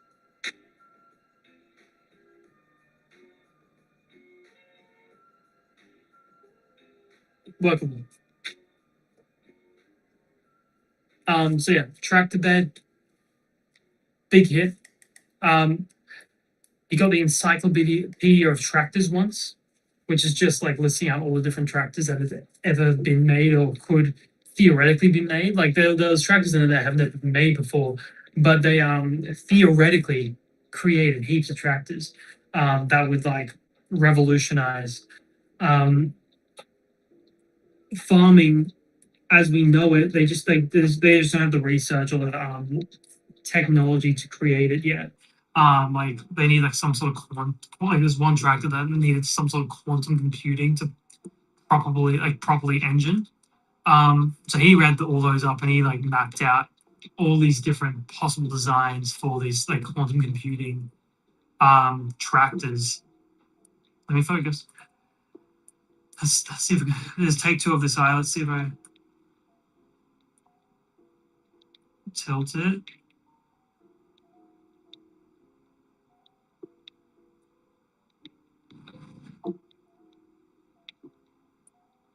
Oh, it's a little lopsided.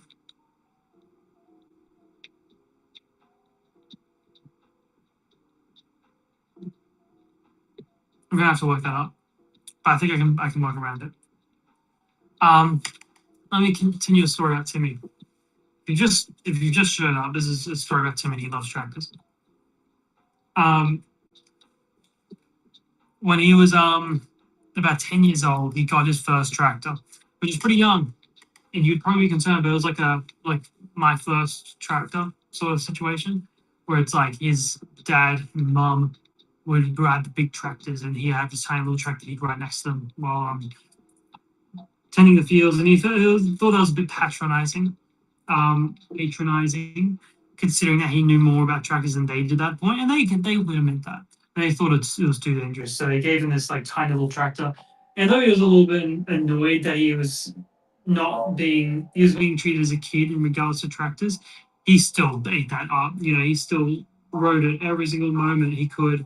Even when his parents were like trying to go to sleep, he would ride this tractor.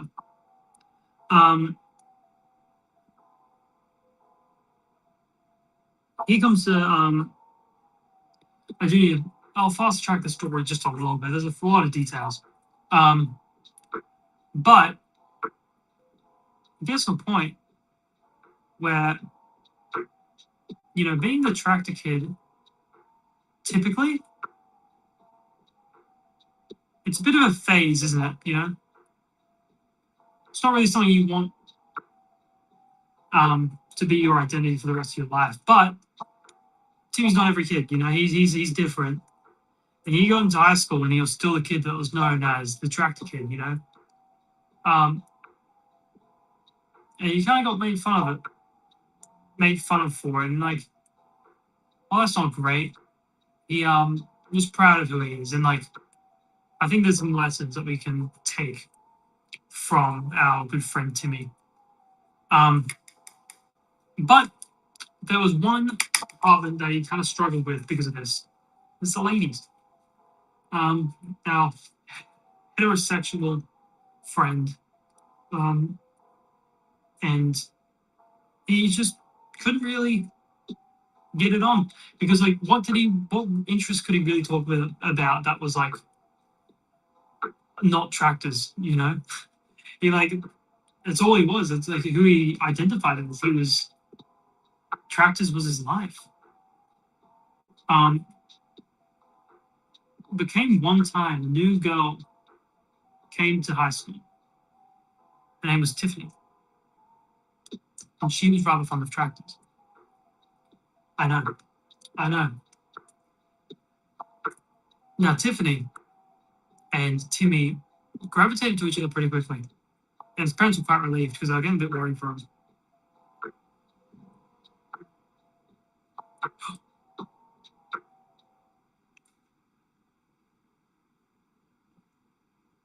Oh, on the third attempt. Oh, I slipped. It was always so good. Oh.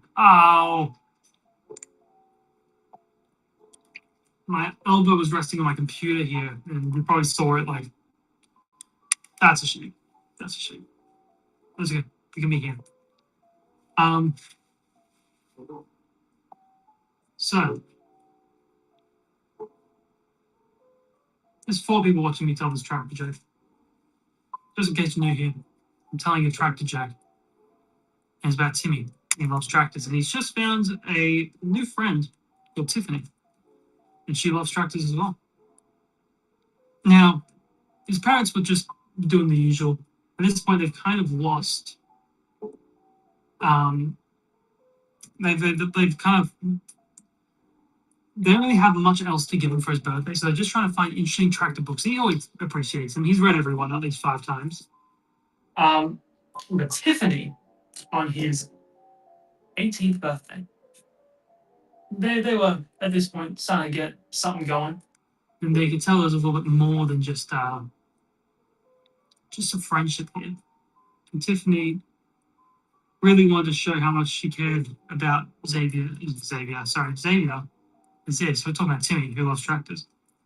Now, Timmy, she wanted to show how much Timmy meant to her. So what'd she do?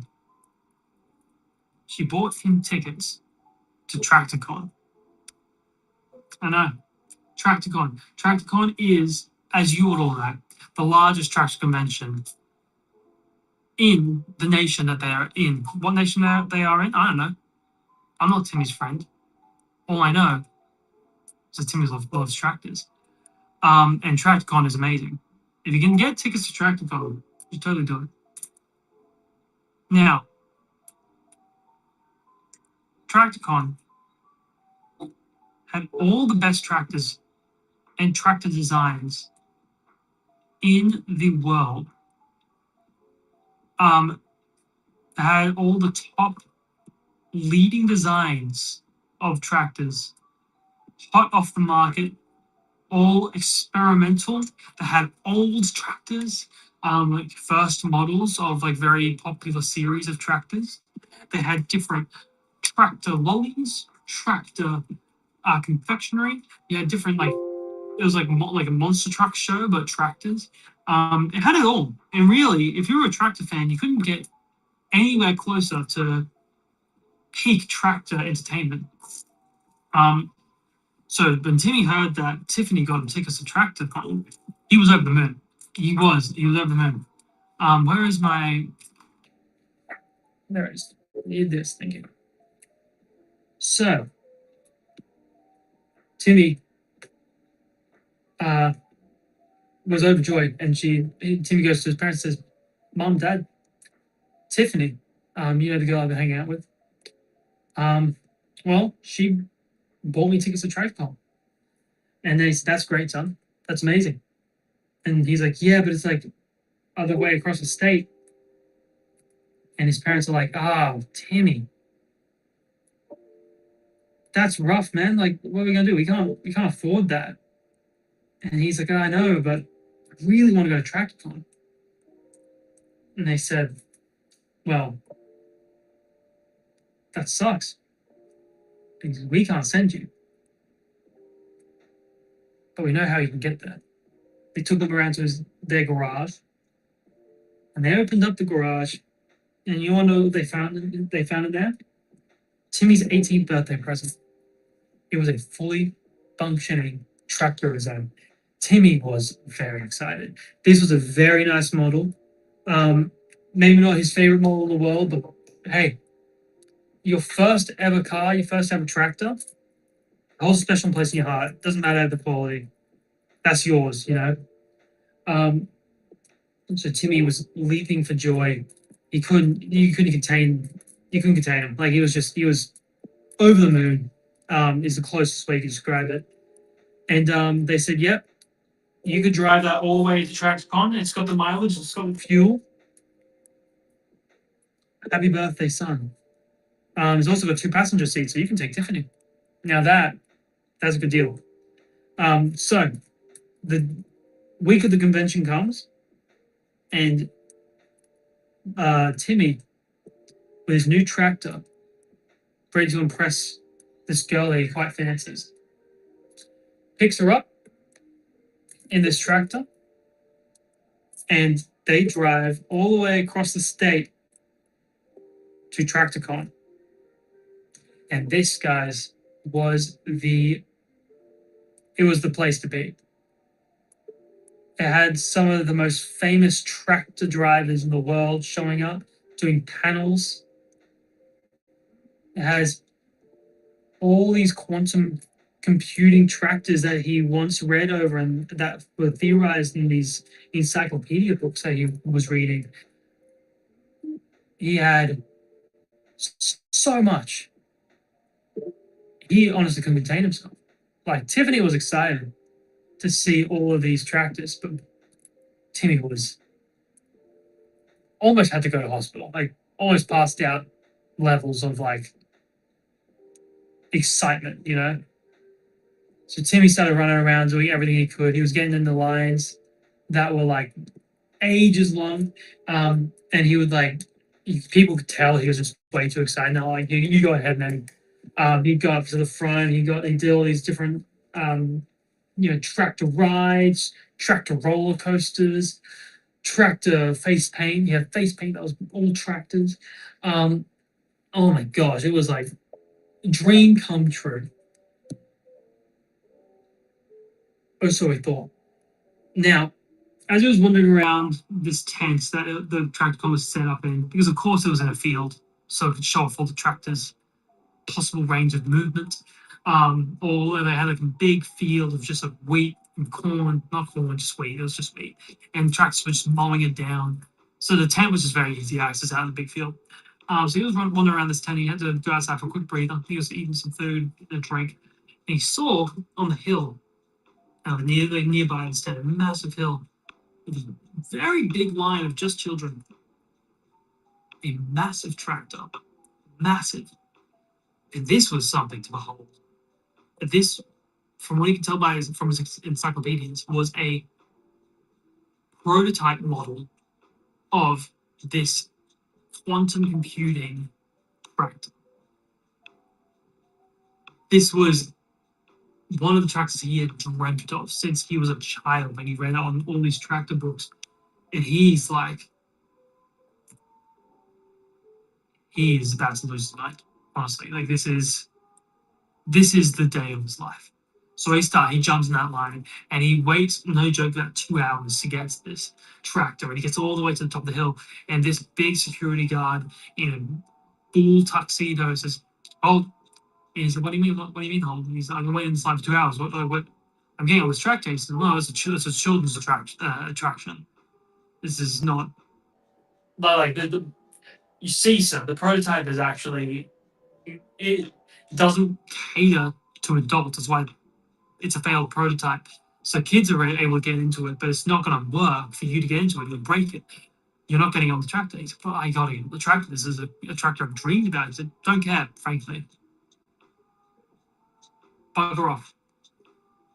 Now, Timmy was very sad. Very, very sad. I've completely removed the eye, so I actually have to do that really quick. Timmy was very upset with this. He found the tractor of his dreams, and he needed to get on that tractor. But, like, how's he going to do it? This is a big security guard here, just waiting. So, Timmy what does, he waits nearby, and that's all he does. He just waits. He's like, this guy's got to go to the bathroom at some point. He's got to go eat.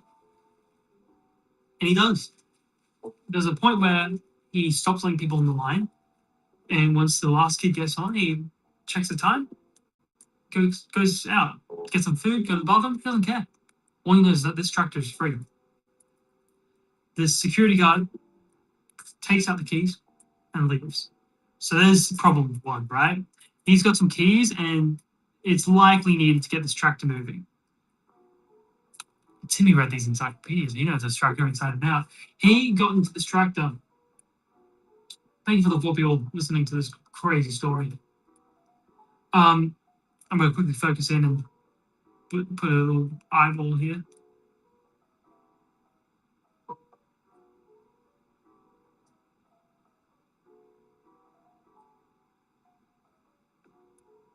Pretty good. Pretty good. Pretty good. That's workable.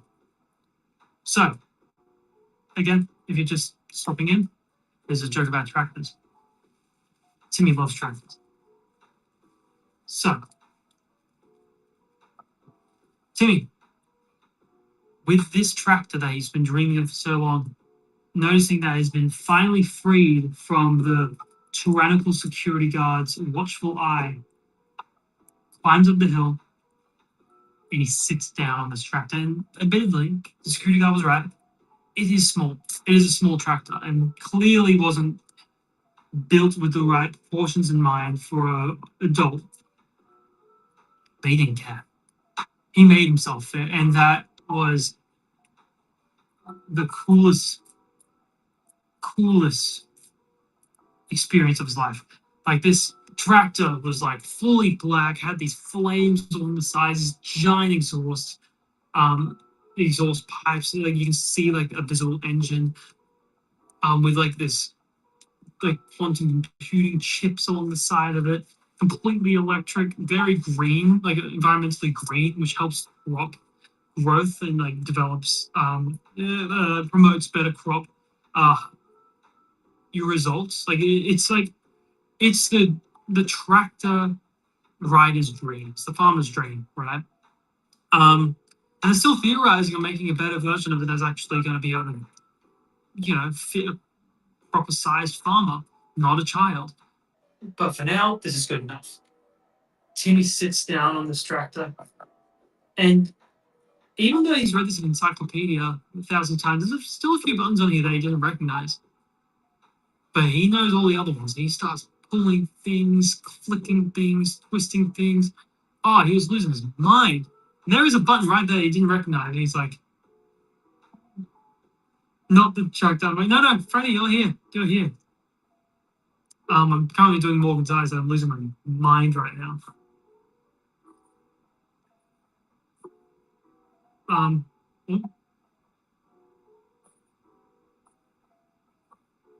Still setting something up. Ooh, very cool. So,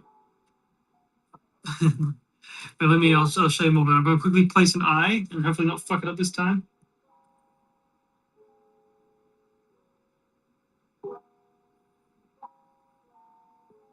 I think that's about as good as that's going to get. Morgan. It's very hard to do. We're focusing on the face.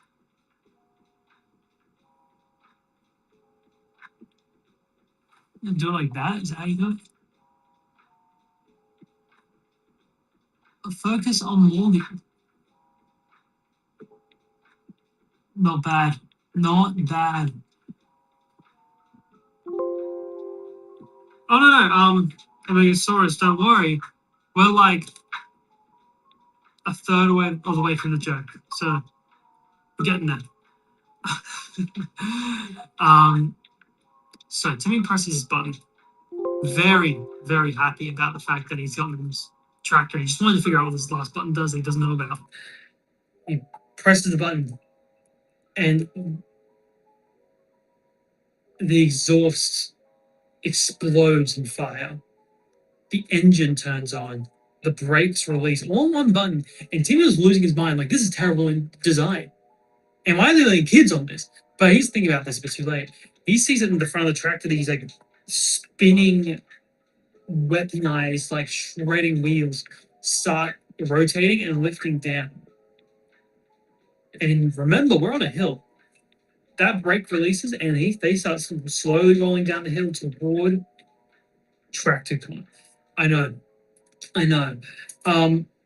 People start losing their mind because there is a flaming, horrifying tractor that is plowing toward Tracticon and threatening the lives of thousands, hundreds of thousands. And threatened it did. Hundreds of thousands of people died at the mercy of the tractor. The tractor blew up this venue in flames. It shredded the unfortunate people who fell underneath its metallic underbelly. It was a massacre.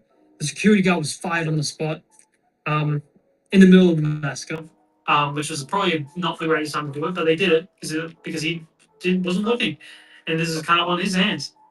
And it ended with, unfortunately, Tiffany falling prey to such a tractor. Now, what do you think that does to a person? Because Timmy, quite honestly, hated himself. But there's one thing he hated more than himself. Tractors. Timmy hated tractors. Tractors were the reason why all this carnage and destruction took place. There's no accountability. He didn't put that upon himself. This is the tractor's fault.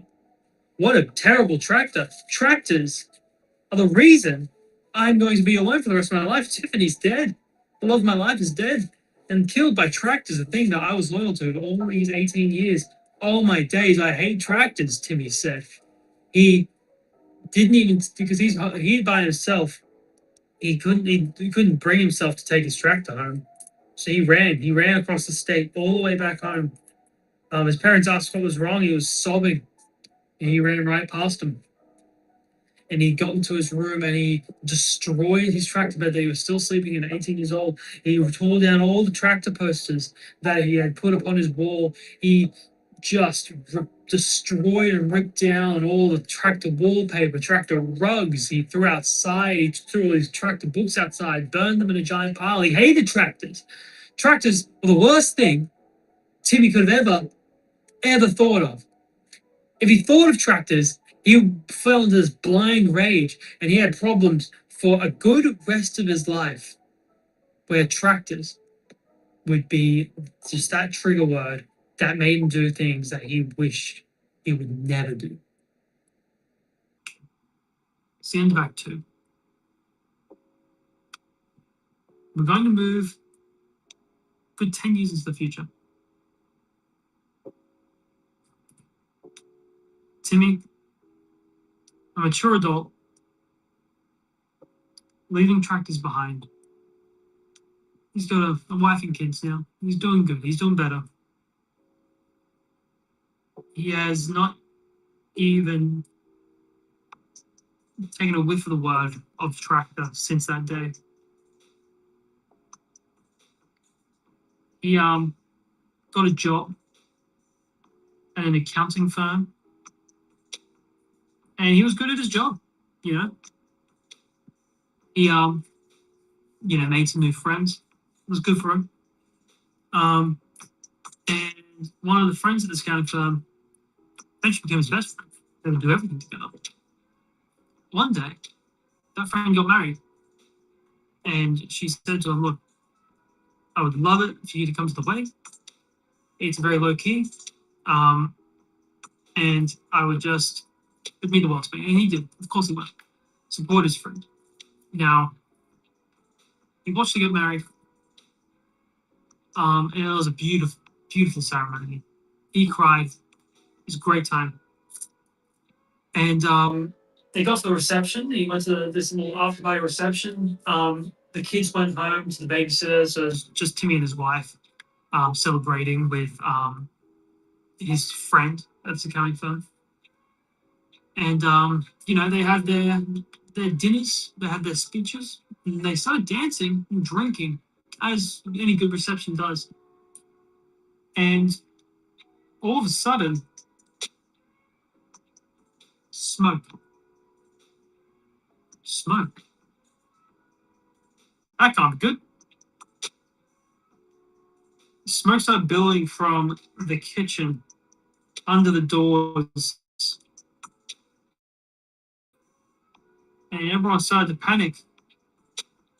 Everyone started to run outside really, really fast. Timmy made sure his wife was okay, got her outside as well. And as they got outside, his best friend, we're going to call her Sandra, because that's her name. So we're going to call her by her name, Sandra. Sandra was crying, and she was just saying, "My day is ruined. This magical day I was shared with my partner has been tarnished by some evil fire. I hate fire." And you can see Sandra starting to fall down a similar path he did. Timmy saw Sandra falling down a similar path, and he's like, "I can't let my friend do that. Can't let my friend beat themselves up." So what did Timmy do? Timmy stood forward and said, "You know what, Sandra, you take it easy. I've got this." The building is billowing with smoke at this point, and Timmy walks right into the building. Everyone screams. The firefighters couldn't grab him in time. He ran in. So the firefighters started kitting up, getting ready to run in, make sure he was okay. But before they could get in, smoke started to billow down to complete standstill. Everyone was confused. And Timmy walked out of the building completely unharmed. And everyone was beside themselves. So like, "Timmy, what the hell? What did you do?" he's like, well, I stopped the fire. There was a fire in there, by the way, and I stopped it. And they're like, what the hell do you mean you stopped it? He's like, well, I'm an extractor fan.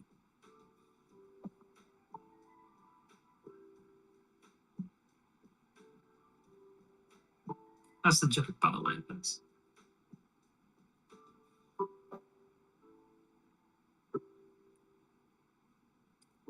So now onto Morgan's stuff.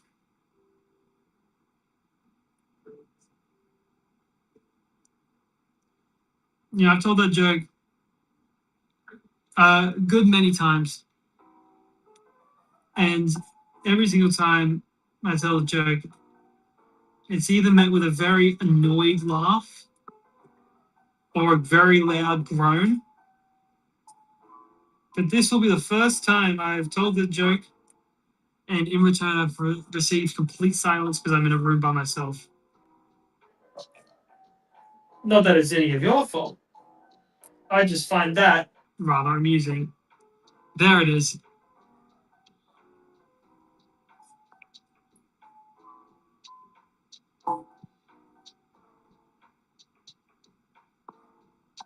You like that joke? You like that little joke there?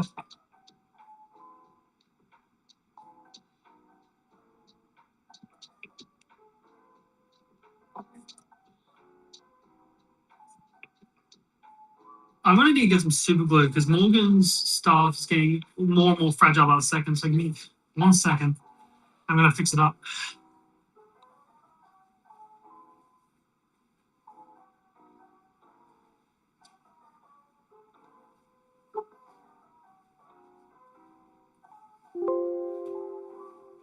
How long did it take you to get the punchline? Was it like you heard it and you're like, oh damn it? Or was it you have to think about it? Because when I first heard the joke, I actually had to think about it. It's not my joke.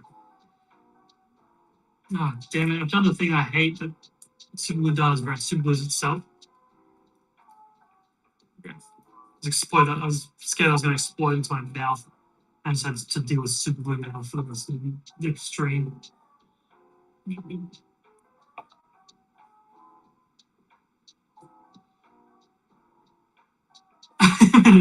Intense mixed feelings about it. I understand.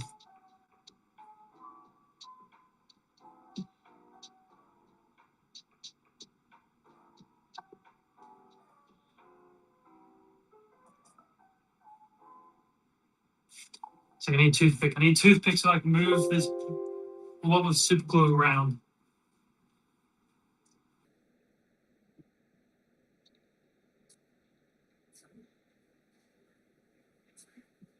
Got a wooden chopstick that would work.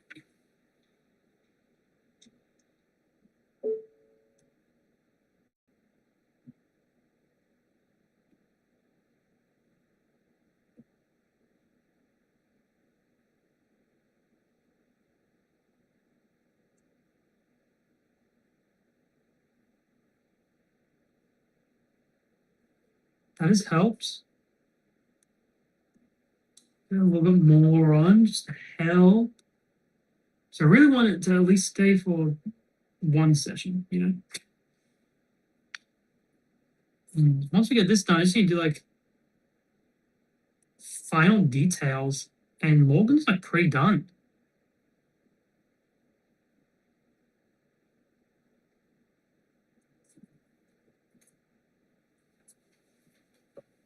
Okay.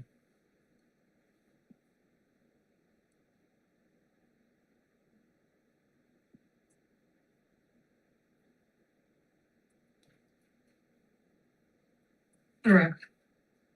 Check it out. That's not bad, eh? That's not bad. Music stopped.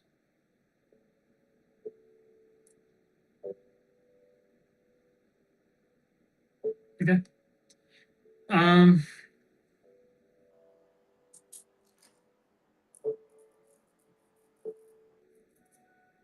Little pouch.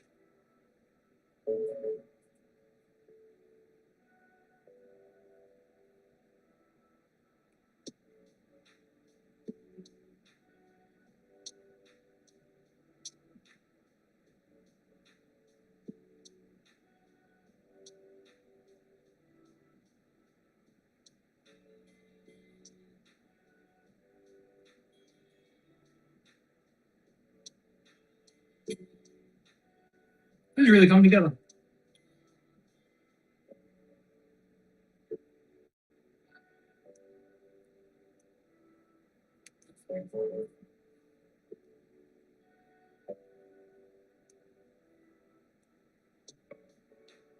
There we go.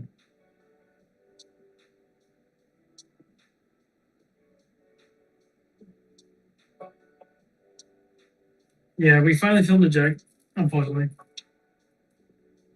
Are you going to top coat these big? Are you saying like a clear protective coat over the top, which I like will do. I might not do it on camera. I might spray it off camera because like nothing will change for you. So I'm changing my mind about something. I think I might make the cape fully just black. Make the just to give it some contrast. But I'm currently doing detailing right now. So I'm gonna do like there's a little sash that's around them, which I think I'll make a nice bright blue. Give it some contrast. Then I'll do their cape. I'll redo the cape to make it more dark.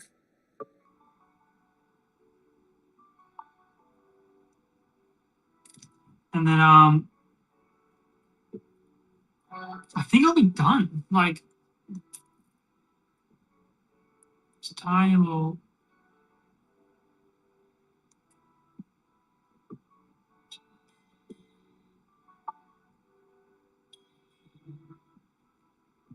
My focus face where I'm like doing that one.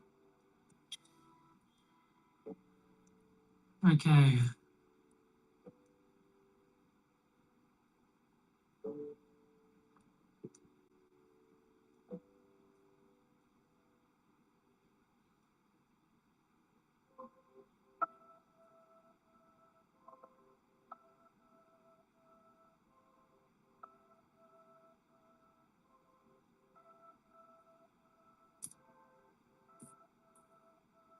Yeah, I think I'm doing the matte finish. Because I've got all these spray cans from Montana. Nice Montana spray cans. We sell them at my work. So I get them for cheap. I like their finishes. So yeah, I think off camera I'll be doing like a nice finishing coat just to give it some protection.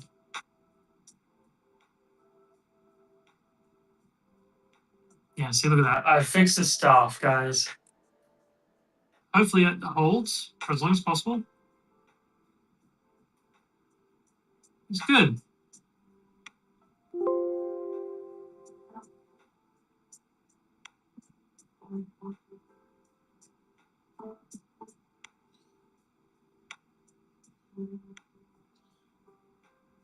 Nice, nice. That is good.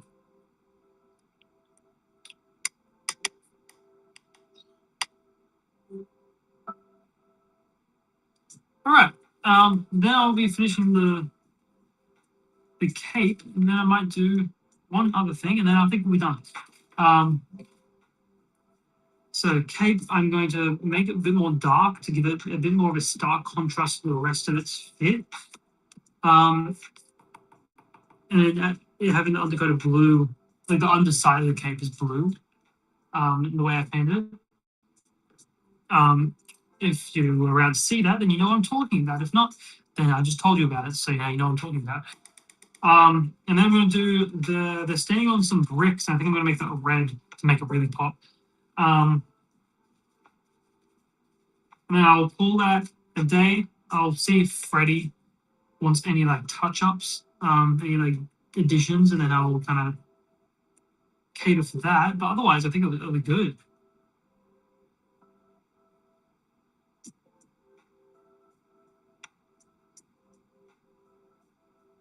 Yeah, the black's a good idea. Guys, the black's a good idea.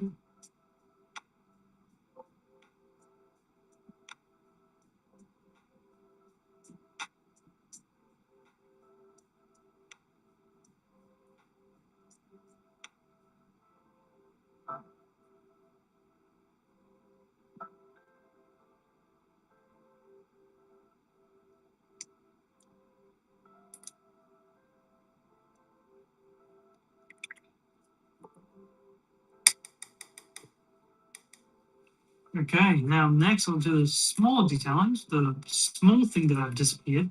Where'd it go? What? Huh? Oh, there it is. Don't worry. Hey, I know you're worried, but please calm down.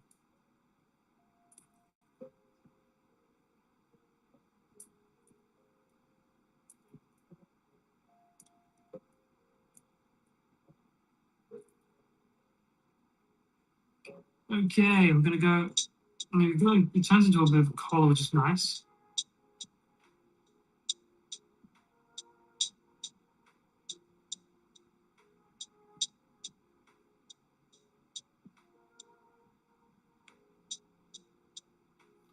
Darker black, like kind of like even darker than what I've got right now. I don't think I do, but if I do, I will use it. I do. Look at that. I think darker is the call. That's gonna look good. That's gonna look good. I can tell. I can tell already. You know when you just tell something? I can tell right now. This is gonna look good. That's what I'm looking for. Look at this. This one. This one's kind of one of my favorite ones. It looks like shit. It kind of is. But I got used to how bad it is. Now I can use its shitness to my advantage.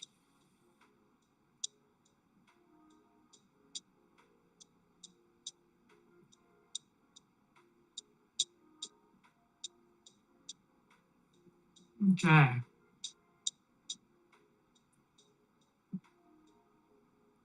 Yeah. Even darker is good. Batman vibes, you know what I mean?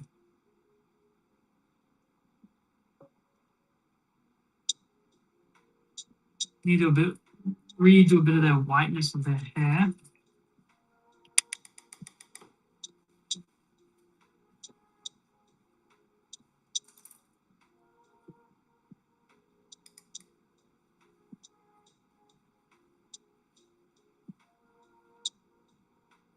Okay, let me fix up the hair a little bit. There's a little bit of black on the end of it. Entirely my bad. You know, it also wouldn't be anyone else's bad if you think about it. So it's a pretty obvious statement. Not mine. No.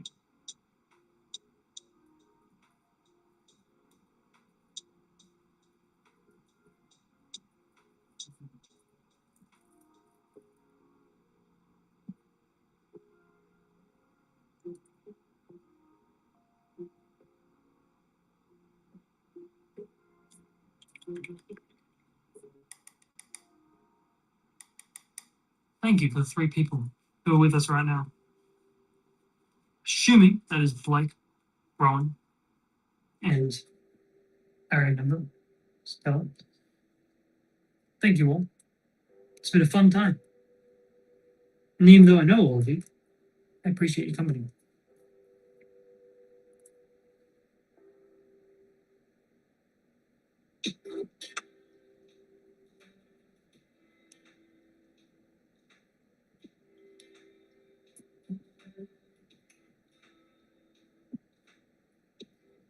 Now, I'm going to talk about some D&D topics now.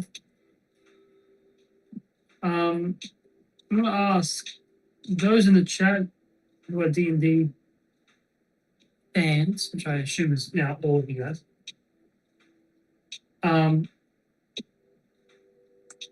What's your favorite class in D&D? Obviously, you, Megasaurus, are very new to the D&D scape. But out of the, whether you're one shot or if you're interested in something, let me know. But what are you rocking as our like so far out of everything you've played or think is cool? What's your favorite? I think currently my favorite is I do really like Warlock. I just like how much like you can do with it. It's very free and open in its builds type, which I think is really great. I do think Cleric's very underrated. I really enjoy a good Cleric, and Rogue is great. Though I do like a lot of my charisma based ones. Like Paladin. I'd say sorcerer. They give my friends too much joy if I said I like sorcerer. Which, to be fair, I do enjoy sorcerer, but they're just not better than wizard. And that's a fact, and there's no one here to argue. Just screaming into an echo chamber that no wizards are frankly better than sorcerers.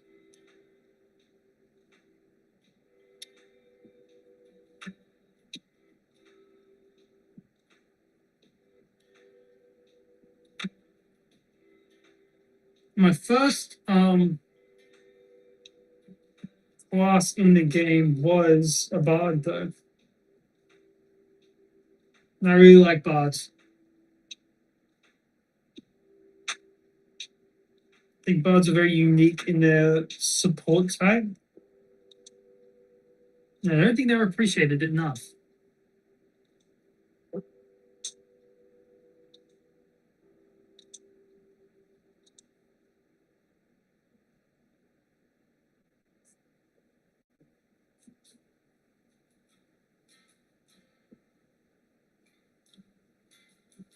Hell yeah.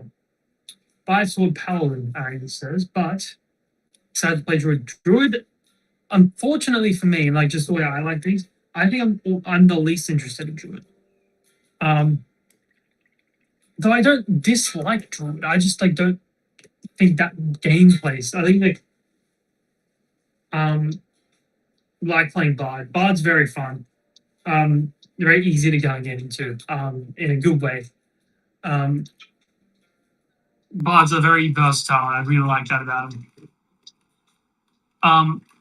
When it comes to druids, it's like I don't know. I guess it's like a gameplay style thing because like I like the druid flavor. I think the druid flavor is really cool. And I really like what I've done with campaign 2. I really like what I've how I've incorporated the druid into the world that way, which you'll find out about soon. But at least for me, I think I would, out of all the classes in the game, I fear druid would be the last one I pick. And you know, I could be wrong. I could like play a druid. Maybe like one day I'll just push myself and do a druid. But like, I just don't think it's a gameplay style that intrigues me, which is a shame because I really like, as I said, I really like their flavor, but like their gameplay style, I guess.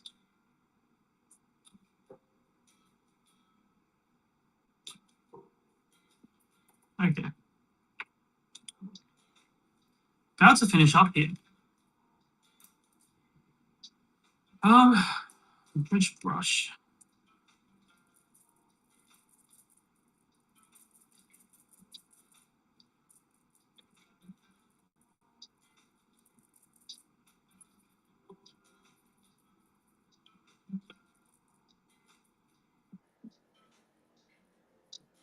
All right, let's get these.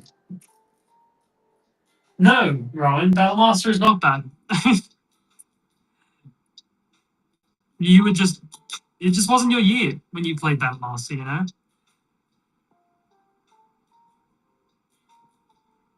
Battlemaster is famously a very good fighter subclass.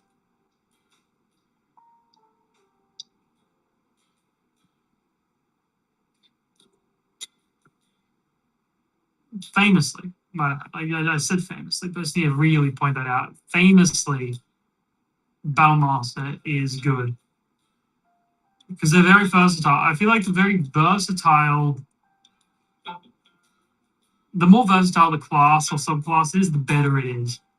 And Battlemaster has a lot of options.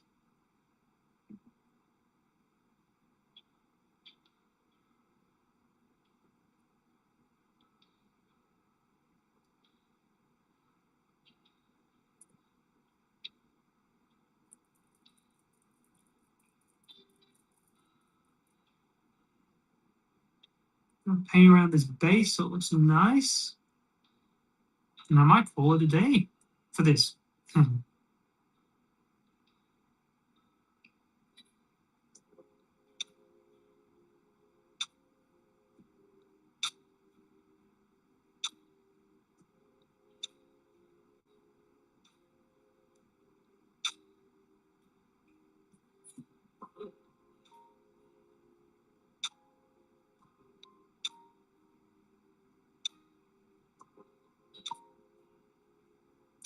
Pretty good.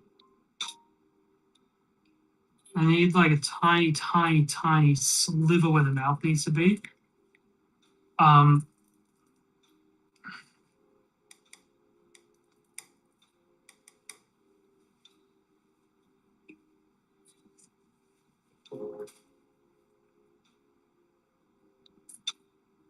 Oh, it's gonna be difficult. But we're gonna make it work.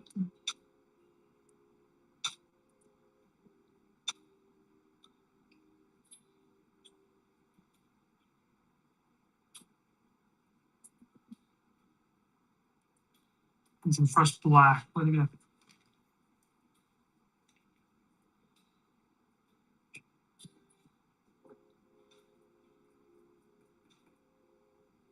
All right, here we go. Here we go. Here we go. Here we go. Have faith in me. Oh, tell you what, new strategy. Got a little chopstick here. I'm gonna shave off the tiniest little bit. So that's just a little wood shaving, and that is gonna be my brush. It's thin. It's very thin. That's all I need.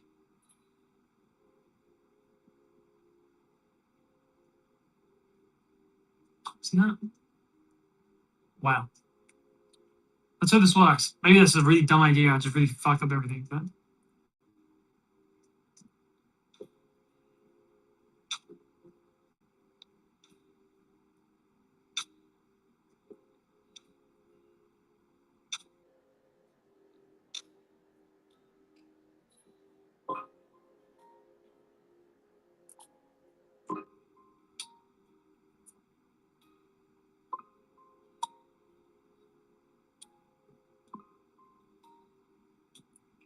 you know, it's almost good. Almost good. Just need to.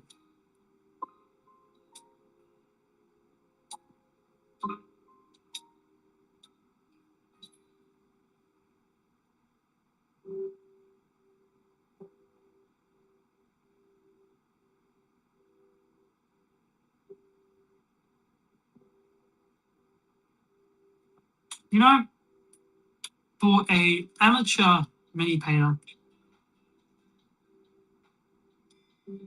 subclass. Sure, buddy, sure. For a not so professional mini painter, we can say hello to Morgan. Do a little. Look at that. Little spin. You see that cape's a little darker now.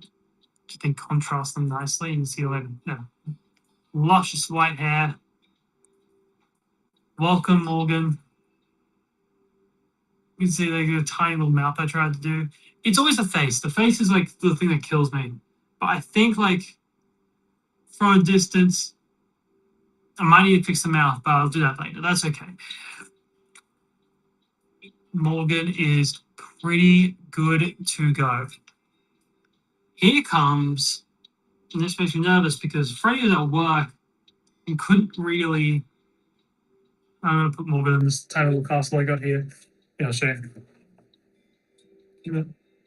You see Morgan right there? Right. Nice. Now, Freddie was watching this stream while I painted Morgan, and Freddie's playing Morgan. Now I'm going to move on to Xavier. Xavier. And it makes me a little nervous because Ron's in the chat.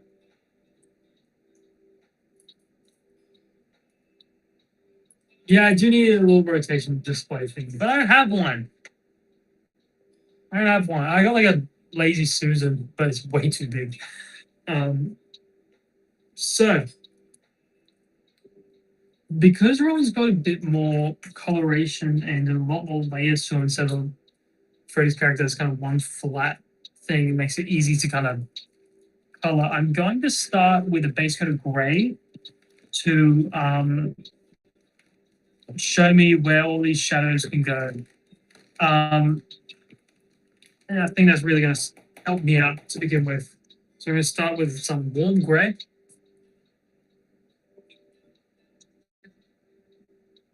I'm going to dry brush it on.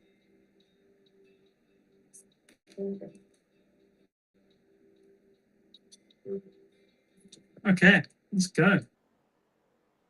Where did I put it? There it is, right at the top. You just see my little. I don't have like a what is it, like, not a canvas, a palette. I don't have like a painting palette or anything. I only have a tinfoil sheet right now, which is not bad. Certainly gets the job done. Let's start.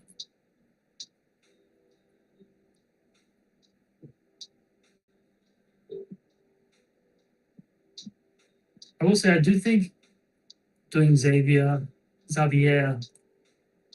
I think his face will be a little easier to sculpt because his features are a little more defined. The 3D printer liked Xavier's mini more than it did Morgan's, I will say that. Which is good for me. It's good for Rowan too, so it ends up getting a pretty nice finish.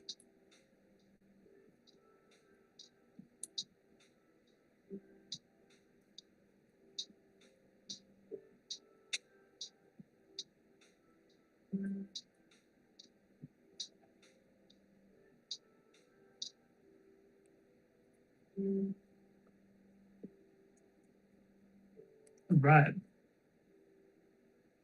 There we go. So we've gotten that little bit on there. You can kind of see what we're rocking with. He's got a bit of a beard. He's got some nice layers on him. Very cool cloak that's ruffling in the wind. So he's got like a long coat and then a cape. So kind of this like double cape effect, make it really cool. I like it. Oh yeah, be good to do this. So just to finish out Morgan properly, I'm going to give you another display of Morgan. This is what we ended up with, of course. But have a look at the reference photo. I can actually place it on top of my computer and I can kind of stand by side by side. So there we go. Not bad. So now I'll show you what we're doing with Xavier. Let me bring it up.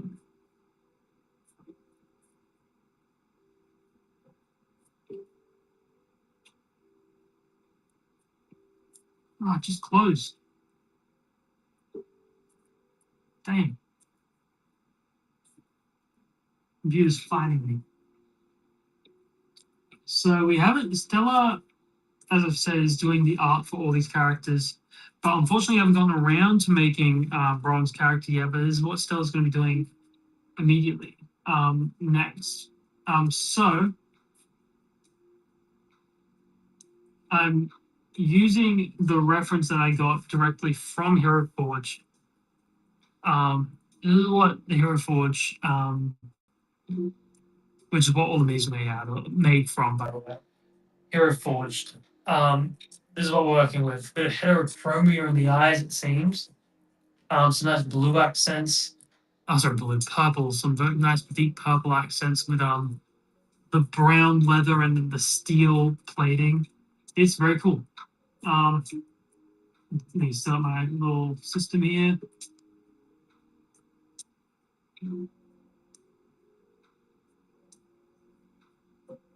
Okay. It's painting, huh? Two people on the stream now. Thank you for staying by. Oh, my hands sticking to my full of paint. All right.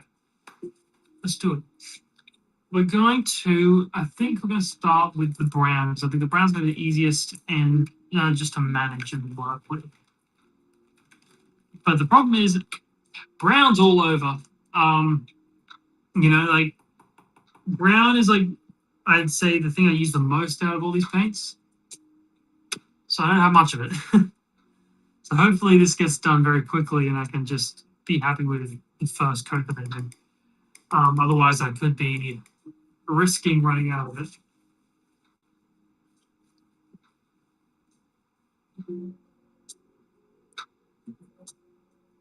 Okay.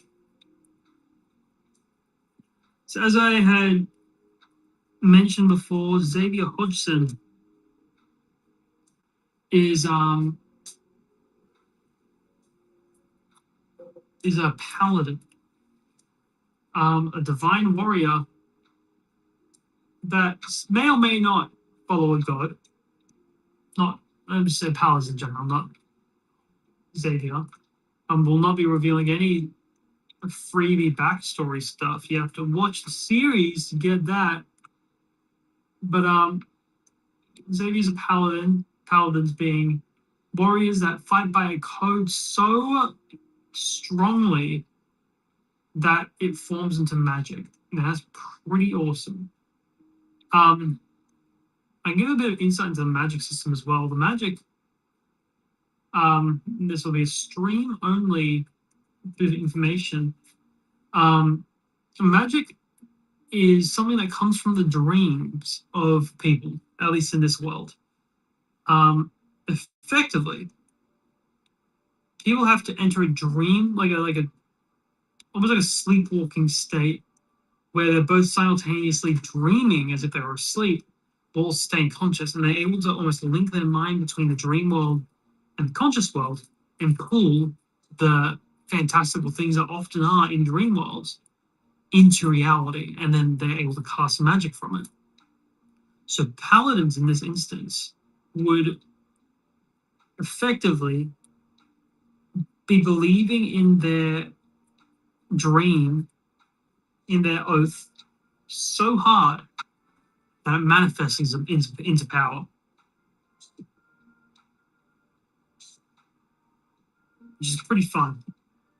I did this in the way, like I was explaining it before, but this campaign was designed in a way to give the most freedom possible to my players.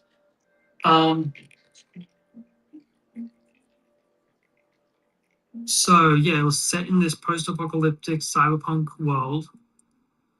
So they can really be any character they wanted from any sort of aesthetic or time period imitation.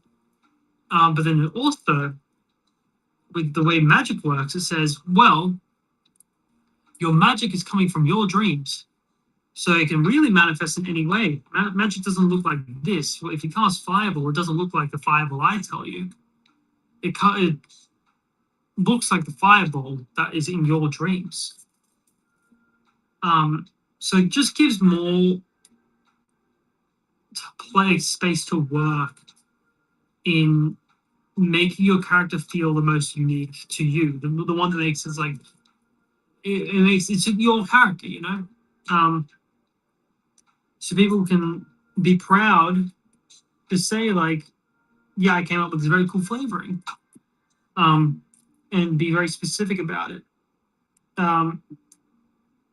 So we can look forward to that. I've given like my players this sort of stimulus, and I'm hoping that they take it and run, and then you guys can enjoy the full extent of letting people be as free as possible in storytelling.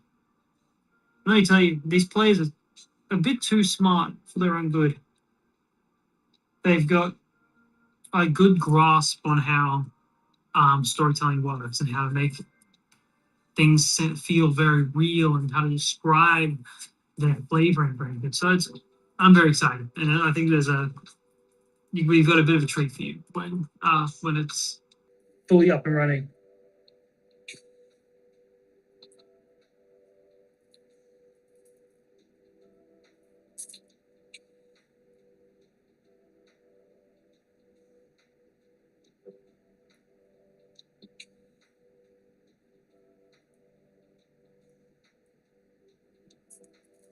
Okay. What we got? Little pants down here.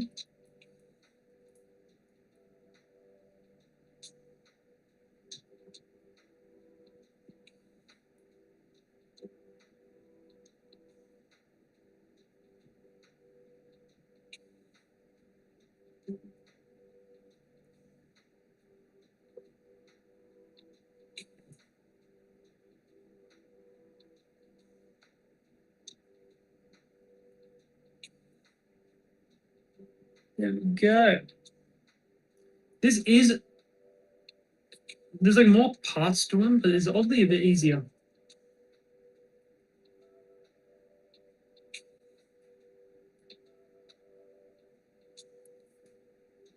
Yeah.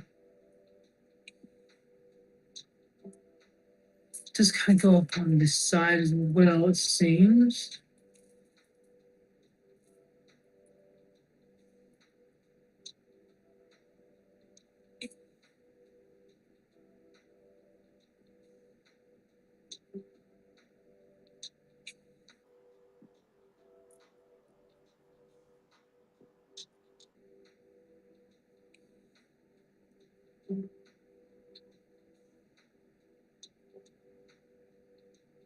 There we go. There's so many more small parts to it, so I'm focusing a lot more. Forgive me if I go a bit quiet.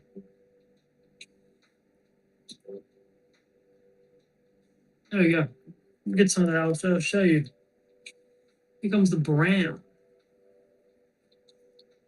Wow, look at him. That's a paladin. That's a good paladin coming together. Now, Rowan as a player, I love Rowan as a player. Rowan loves to play his little comedic side of characters. And he does it really well. And we've always had a good few laughs with Rowan's characters. But the thing is, Rowan's not doing full comedy. Not this time. Rowan is taking things a little more seriously this time. Not that a comedy character can't take things seriously. And his comedy-based characters have been good anchors for our stories, both in our home campaigns and in the in Dirty Zero's content so far. But he's really pushing himself, and I'm really excited to see what he does with it. To kind of be a bit more, have a character more grounded, a bit more down to earth. I think it's gonna be great. I think he's gonna crush it. Rowan's a very good performer. I'm excited to see what Xavier Hodgson shapes up to be. I'm doing his sword right now, just because I can't help myself. It's very easy. You just put a nice coating of silver paint on top of it, and it looks nice.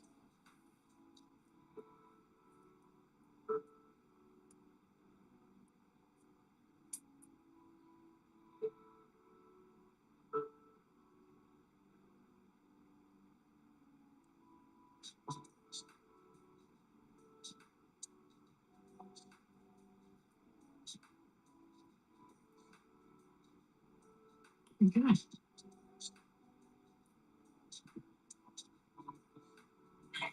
Go on the inside here.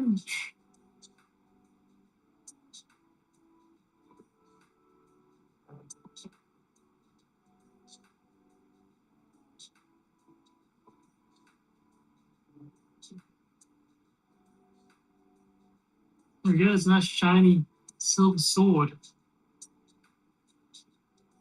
I think we get the purple out of the way now, so I really like that purple. Now I can't say why, but I think purple is a very nice color to choose for this character. I almost dropped it everywhere. Almost. But I did. So they can be happy, proud of me. Be proud of me. I've been spilling things, got getting paint all over my hands. You can see just a little bit there. Even that, it's not too bad. It could be worse. This hand's a little worse. You see this pinky from earlier in the campaign. It looks like blood, but no, I stuck my finger in paint thinking it was dry. I was an idiot. But all things considered, I've been clumsy, but I didn't spill that paint everywhere this time. So we can be proud of me. And I think it's okay sometimes to say that you're proud of yourself. And I can say that I'm proud of myself in this moment. I'm proud. Happy that I got this far. In my first ever live stream, solo, or ever, might I say. And I've gone for about 3 hours. I'm pretty happy. I'm proud of myself. Just gotta think about when you're proud of yourself, you know? But when are you able to say that? When have you been proud of yourself lately? And, you know, are you getting to a point where you're not proud of yourself because you're being too harsh on yourself? You know? You know what I mean? Just rambling at this point. But I do think it's important to think about.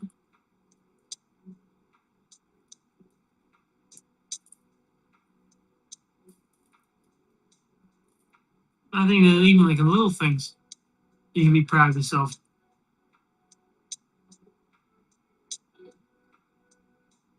You know, sometimes it is just getting up in the day that can be very difficult. And I don't think there's any lost dignity in saying that you can be proud of yourself for just doing that. That despite how hard your day is, you just get up and do it. It takes strength.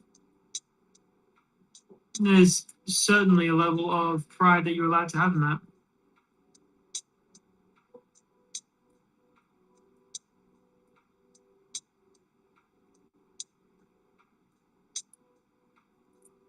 Nice.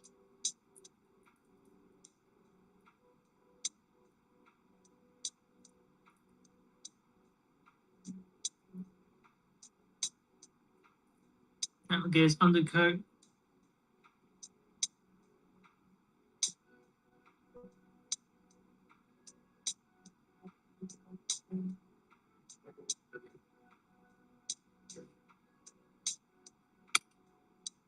This is nice, deep purple.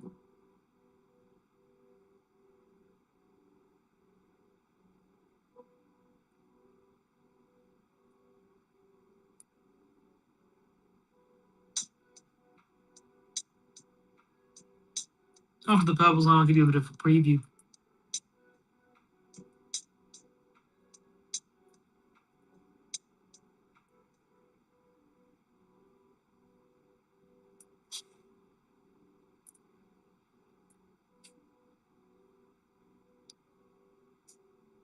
It's very satisfying, you know. Purple in particular covers very well, so like doing on Morgan, the white hair, not satisfying. I'll say that. It's not satisfying to do the white hair. But for this, the purple is really just smooth, you know. Feels like a way, ASMR for the eyes.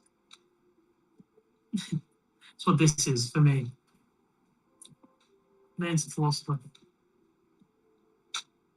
Well, I did just say ASMR for the eyes, so I think I've just taken a few steps back. Thank you.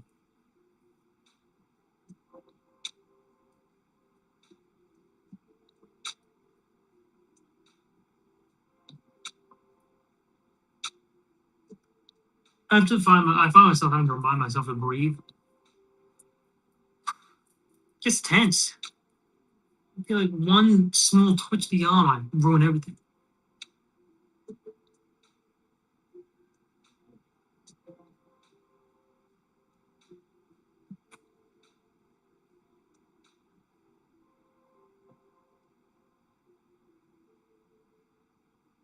All right.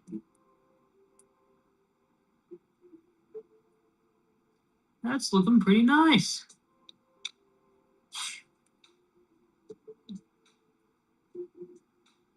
Thank you. Thank you, Omegasaurus. Loyal fan.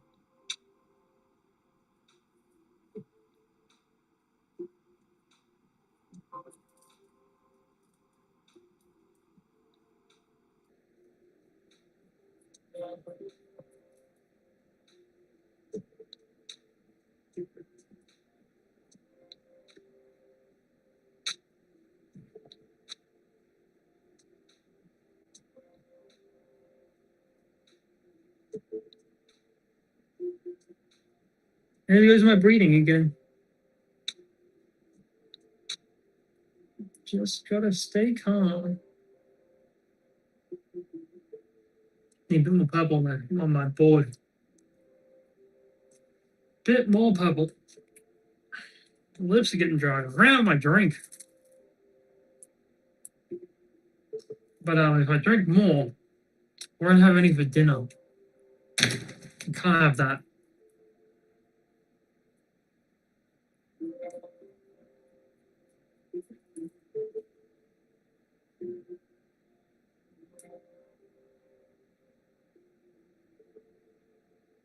Can't have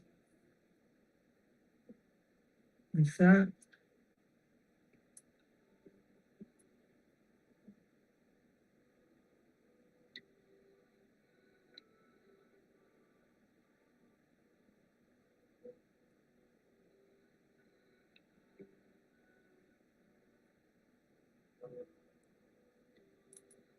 That's not bad. It's pretty damn decent. I'll get a bit on the sleeves. Then I'll give you a bit of a preview.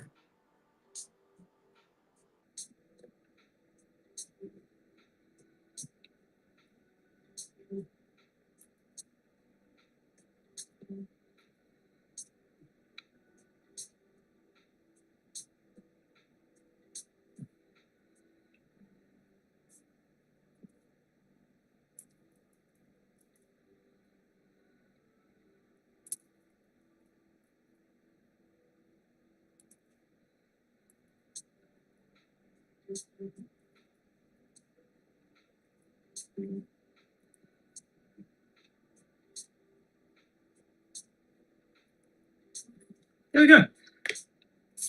Here's our current update of where Xavier's sitting right now. So you got that nice purple and brown going. It's a very nice color combo, I must say.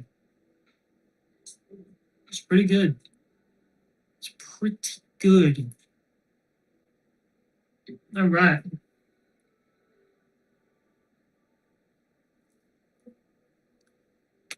I think I'm going to do silver parts now with my little silver paint. I'm so low down in this chair now. Like, I swear, I started like up here. Now slowly throughout the course of the stream, found my little comfy spot and just wiggle on down. It's quite comfy.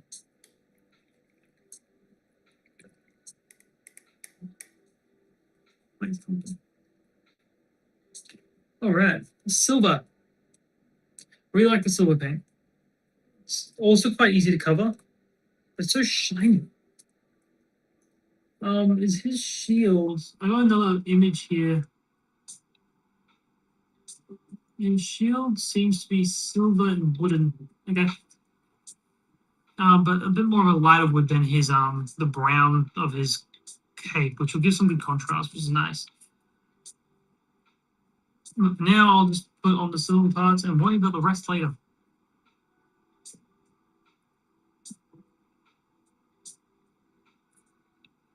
Okay.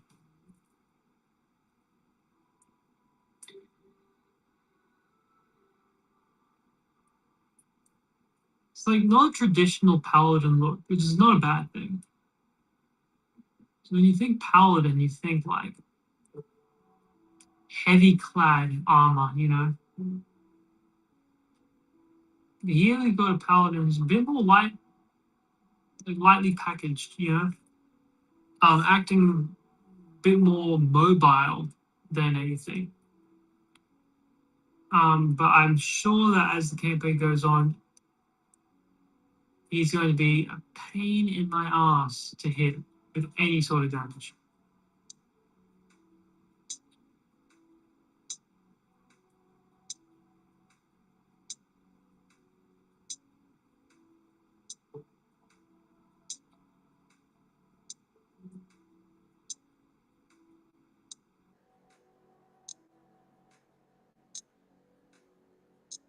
Almost dropped it.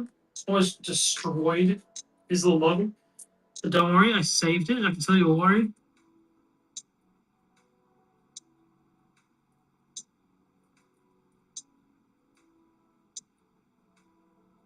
It feels like I'm like, it took me a while to get into the swing of things from Morgan. I feel like I'm kind of blitzing through this character.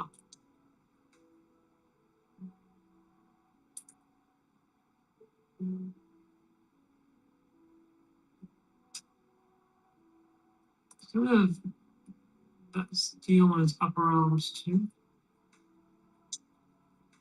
Okay.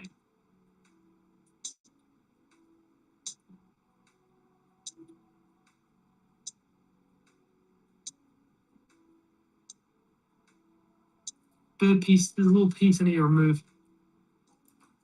Old trusty.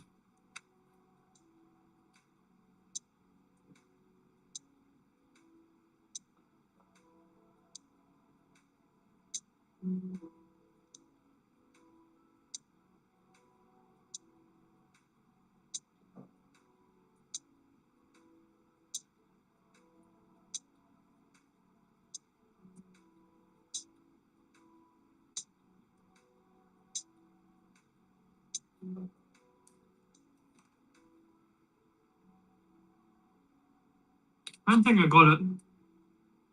I definitely moved it to a bit of it. No, it's worse. It's worse. Come on, you little shit. Come on. Go. Ah. You can't even see it. Yeah. I got bothering me. That's okay. Save the day.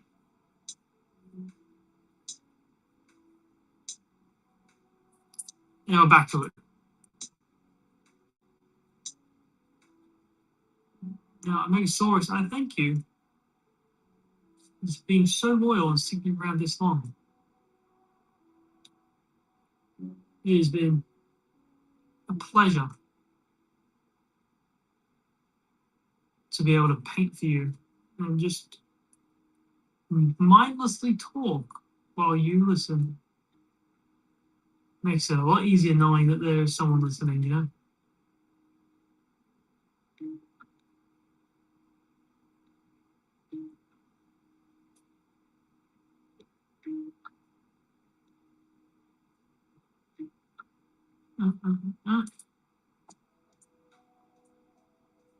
Now, his pauldrons, I think they're called, the ones on the shoulder. You get. Do you still see me painting? Yeah, you can still see me painting.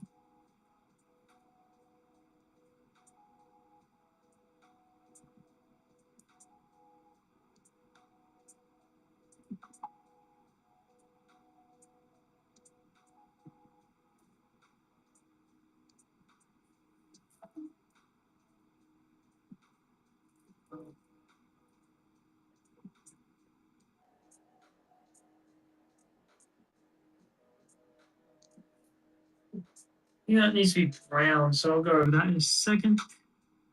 It's painted a little bit on top of where the cape's meant to be. That's okay.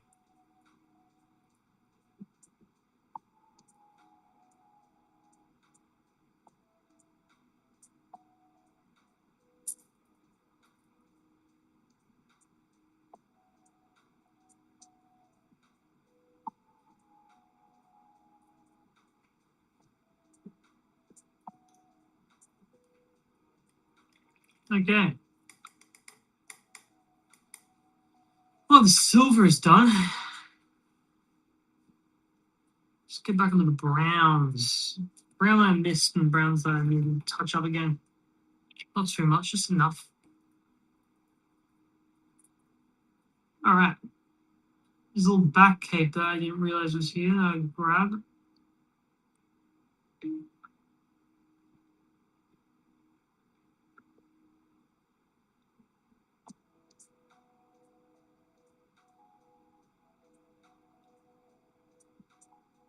Yeah, in terms of this kind of collar, that's kind of cool.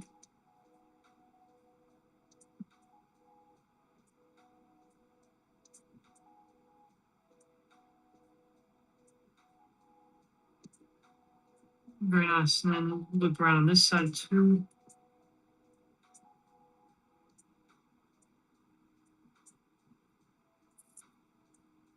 Okay.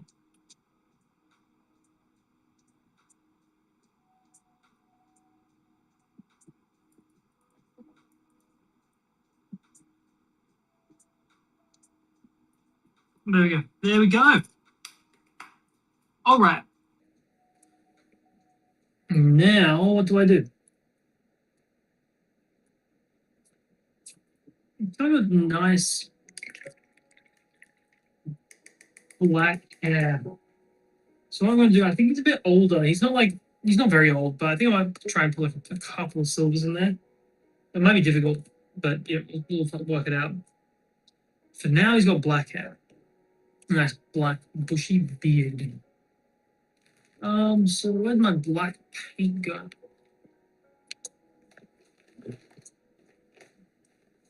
Who organized this? I swear. Okay.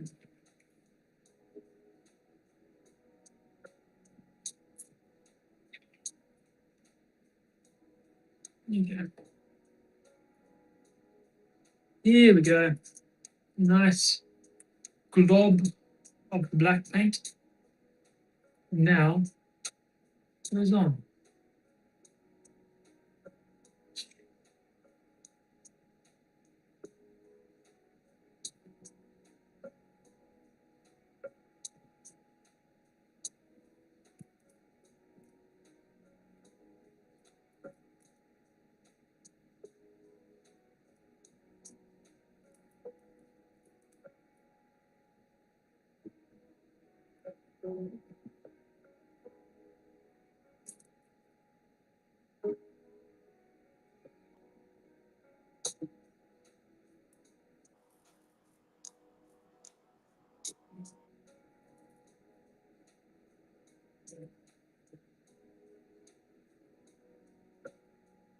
All right.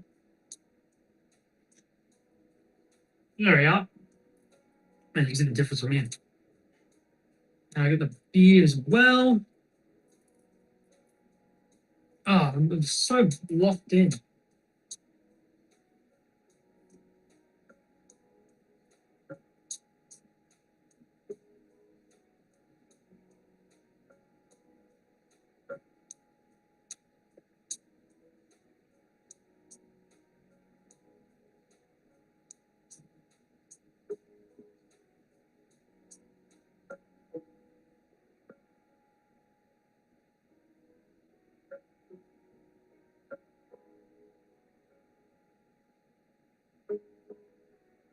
Yeah, that was great. I'm quite happy with this. Yeah, he's a lot easier than Morgan, I'm finding. This is all we got so far. Oh, look at him. He looks great. Wow. Wow. All right, I'm going to move on to his face now. See how I'm not so hesitant to do it this time? Morgan really got in my head.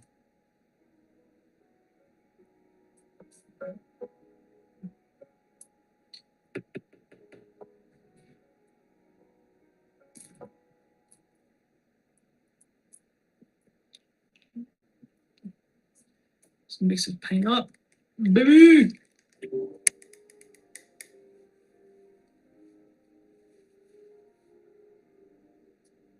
Thank you. Thank you, Omegasaurus.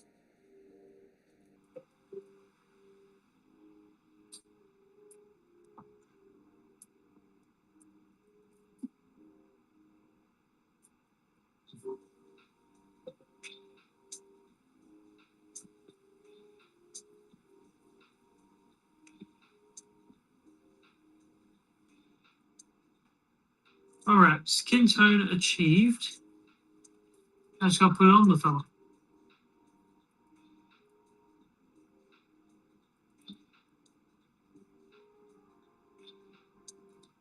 He's a bit darker than that.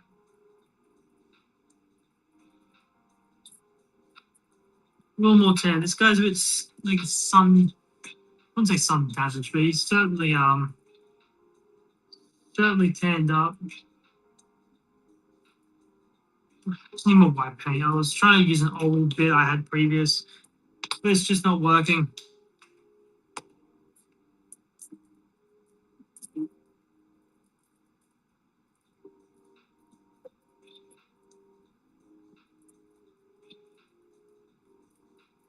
All right, get these ratios correctly.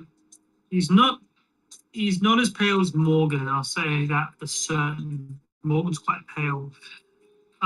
But Xavier is rather. Yeah, he sees the sun. He's a traveler, you know. That's not bad. I think that's pretty good.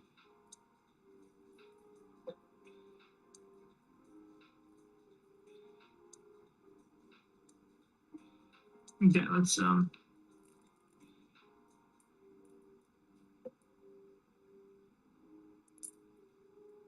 get this going.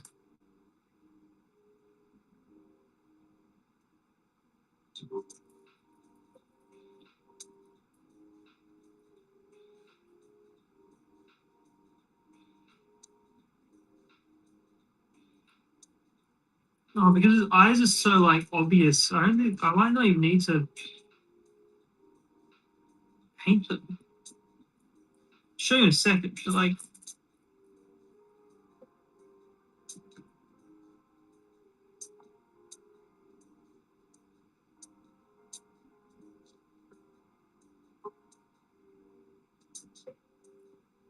it's almost like the eyes are so deep set. The fact that it is so deep set is the implication the eyes are there.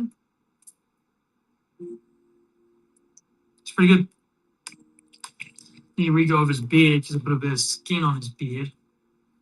Not where you want your skin to be. If I'm to give any sort of like men's hair care advice, try and keep any excess skin off your beard.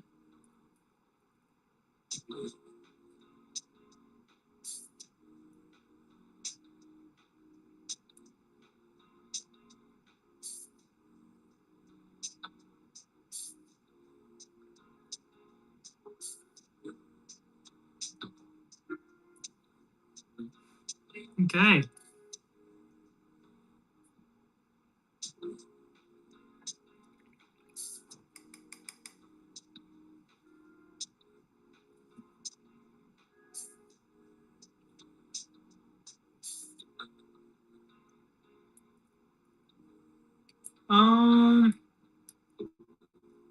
Touch up again.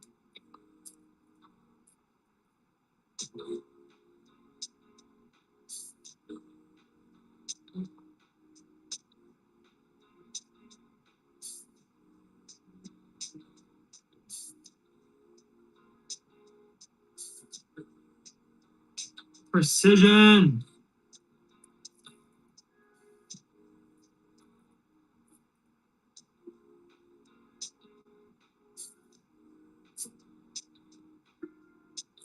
All right, I'm gonna try and do that idea where I put a bit of silver in the hair. I'm gonna do like dry brush. It could work, might not. If it doesn't, if it's bad, if it looks like shit, just paint over it. It's the joy of painting. So it's therapeutic in that way, where it's like your mistakes will never be so bad that you can't fix them.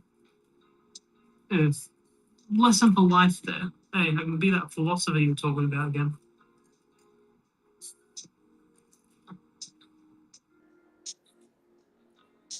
Alright, let's get this to a dry brushing state.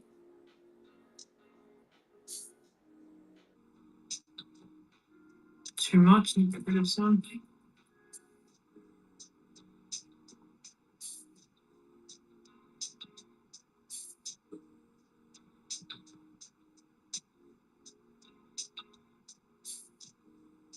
That looks good.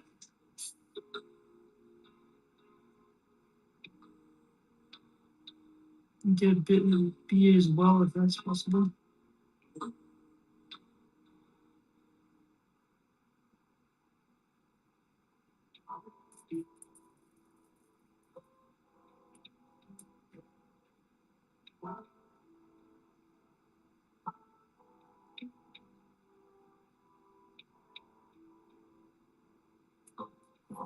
Grade him up a bit. There you go. I'm pretty happy with this. Pretty happy. Oh, when I did the silver, I forgot to put his boot, like silver up his feet and stuff. Oops. Get back to that. I think I'm taking back what I said. I think I do want to try and get some white into his eyes. He does look pretty cool, but you know, we'll sort it out. This could be a massive mistake that I'm gonna regret, but that's okay.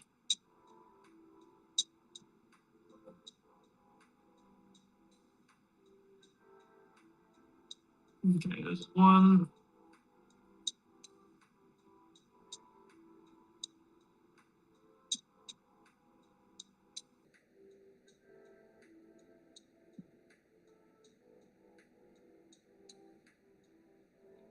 Okay, because like while the kind of darker eyes, they do look cool. The heterochromia won't be on display, and you got to represent the heterochromia.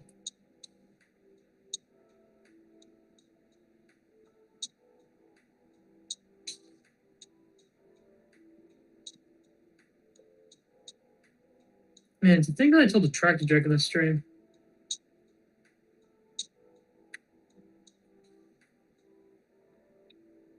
Why are you looking at weird? I had that a lot in school, to be honest.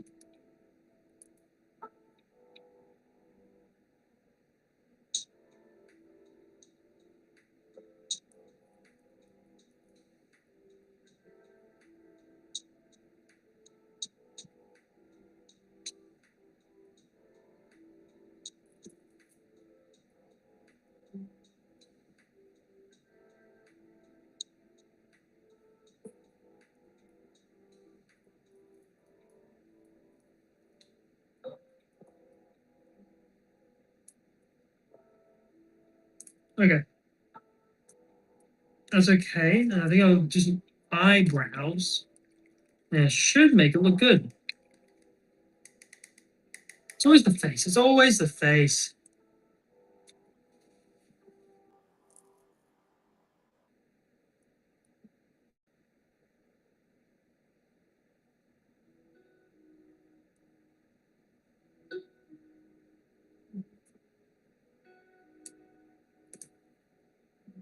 All right, let's get precise.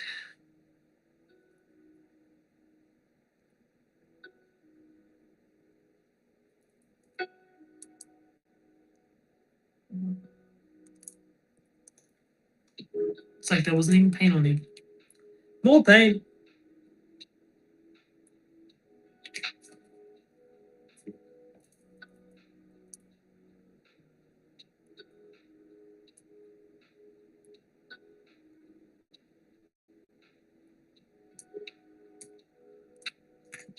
Okay.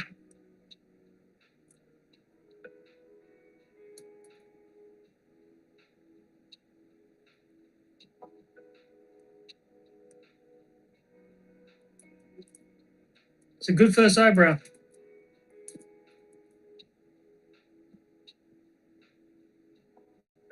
That is a good second eyebrow.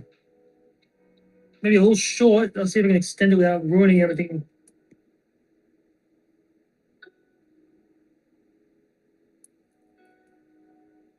That is a good second eyebrow. This is a successful run.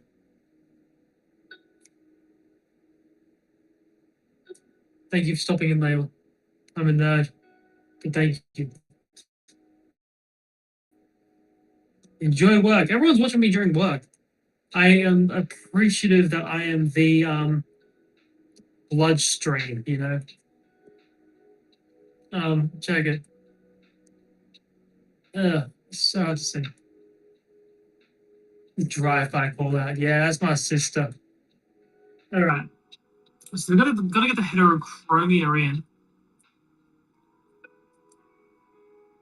Oh, I marked my stepdad. So it's my sister saying that my stepdad's calling me a nerd, which is pretty standard. I'm honestly kind of used to it. Okay, so we've got a left eye that's green and a blue. Their left eye is blue and then their right eye is green. So we're going to start with the blue.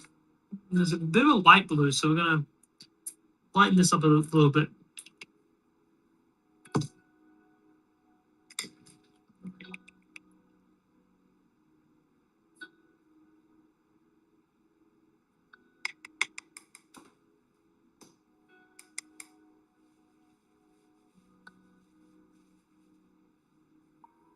Okay.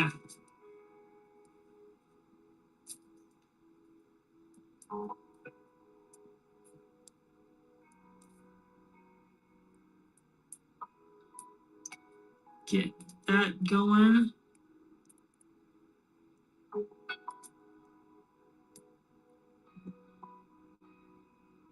Even lighter.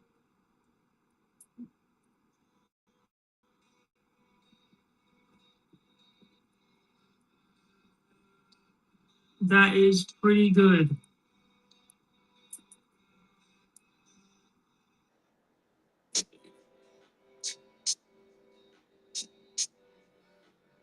Blue.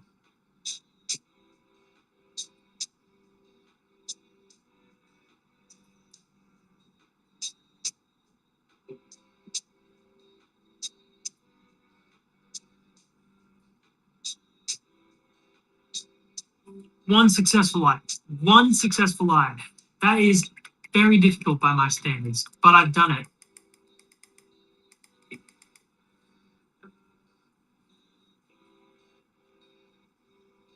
Okay, time to do the other eye, which is green, heavy gray, black green, khaki? No. Apple green, that's kind of nice. I'll come back to that, maybe.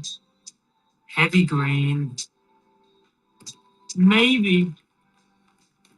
I think heavy green might be. Oh, what's that? Heavy black green. I think heavy green. We'll do heavy green. Maybe you lighten it up a little bit. See how we go. Yeah, it's pretty dark. That's pretty dark. We're going to lighten that up a little bit.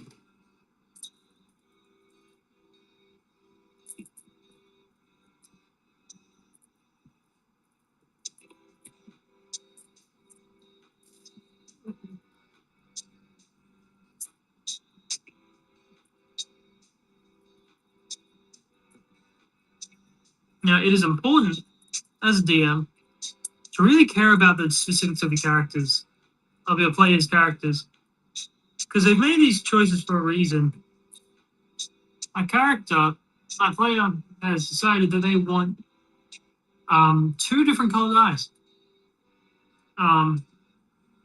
So I'm appreciating it so much. I'm doing it to detail.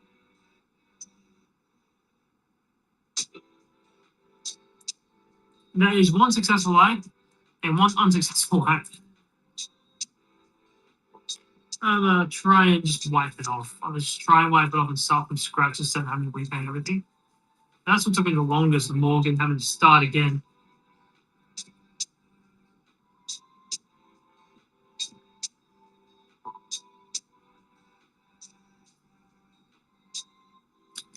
Yeah, I'm just gonna have to start again.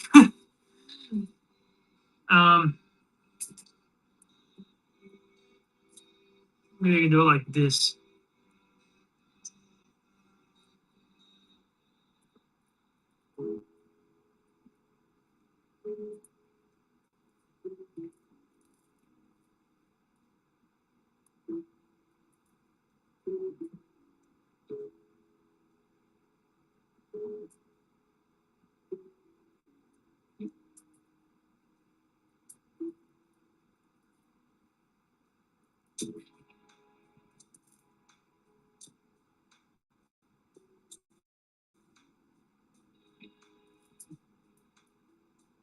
There we go, fixed it up.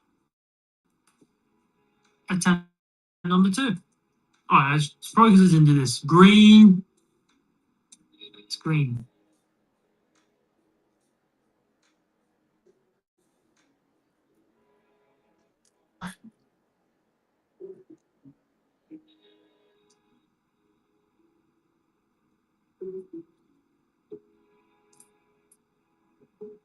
I've done it. I've done it. I have done it. I know everyone was so worried, but it's done. Not the full mini. Of course it's not done. But you know, it's good. I'm happy. Get a bit more silver on the guy because I forgot to do some things.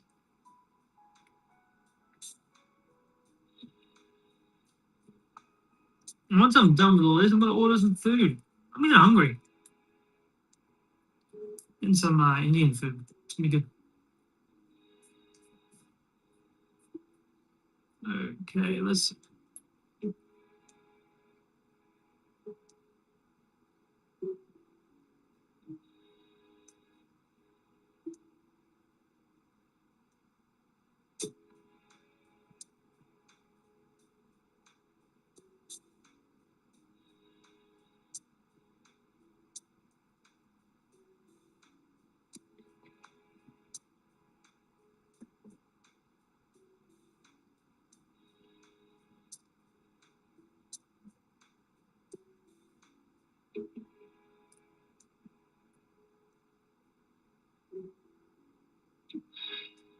Maybe I need a tiny bit more white on the eyes because he does look a little crazed up close. But like that's the thing. It's like it's not gonna be up close. You're not really gonna see it, but it's bothering me. That's what matters, right? You're not painting it. Not to be hostile.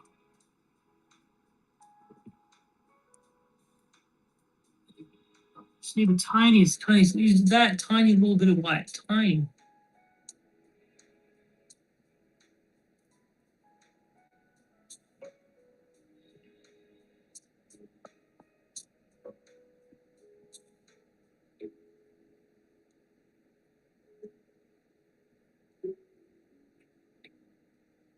Just to soften it up.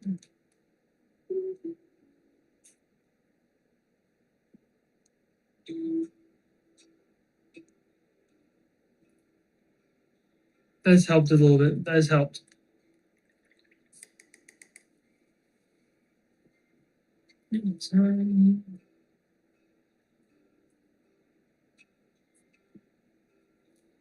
Tiny little bit more black. Just a bit more, just to fix up the eyebrow I messed up a tiny little bit.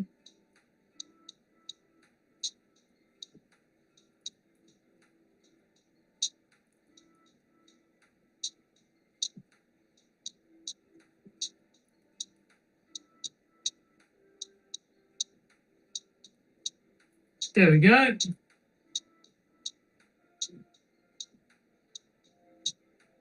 He's starting to look pretty good. I think I do want to take a lighter brown over the dark brown of his cape, maybe a bit of his front, just to give it a bit more texture and color.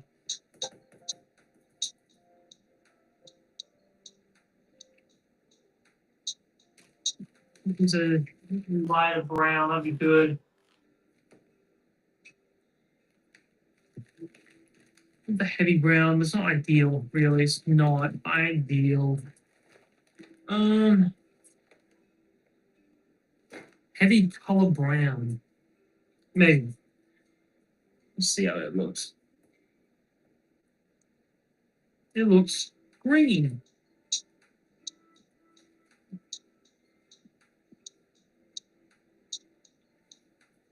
It's not bad. Maybe I'll mix it with the other browns I've been using, and I'll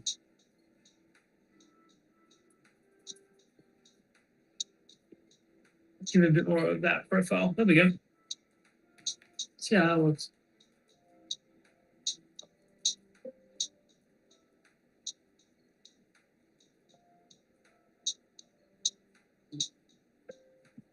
A bit more of this in there.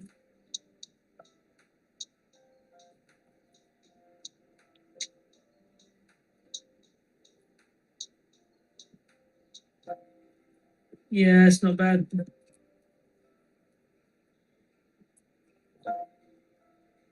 There we go. Let's get it to a dry brushing consistency. And then I'll dry brush right over it. I'm thinking that for because I'm going to be doing a few of these. I'm going to paint everyone's minis. We before this thing, I did this one. I was going to do it with other people, but other people are busy. They're getting work done. But like if in the future, we could be introducing some more people to kind of help with some commentary. While I was painting, they could help just commentate. So that might be nice. So I'm not so lonely.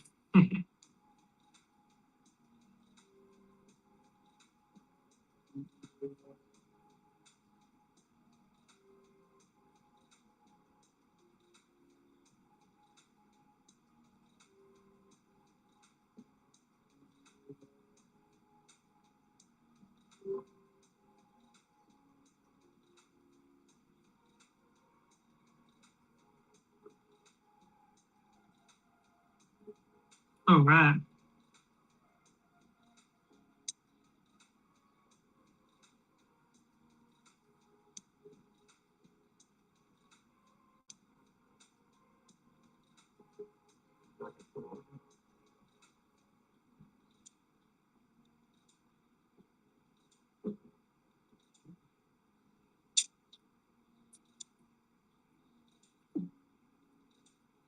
Okay. Can't see much of a difference from the front of this little dry brush. Sorry, it's looking this way, it's looking at right now. But you can see on the back, you can see that kind of texture. Speaking of the back, got to do the shield. And I think that color I made up for this like dry brushing, I think will be just a good flat tone to the shield.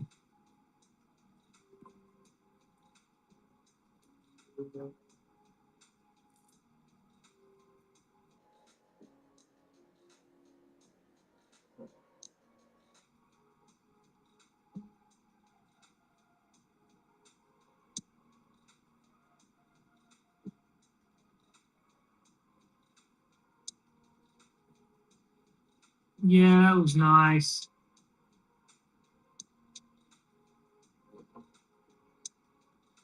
Now we got a decision to make whether the trimming and the middle sort of protective part of the shield is gold or silver. Now on the original little reference I've got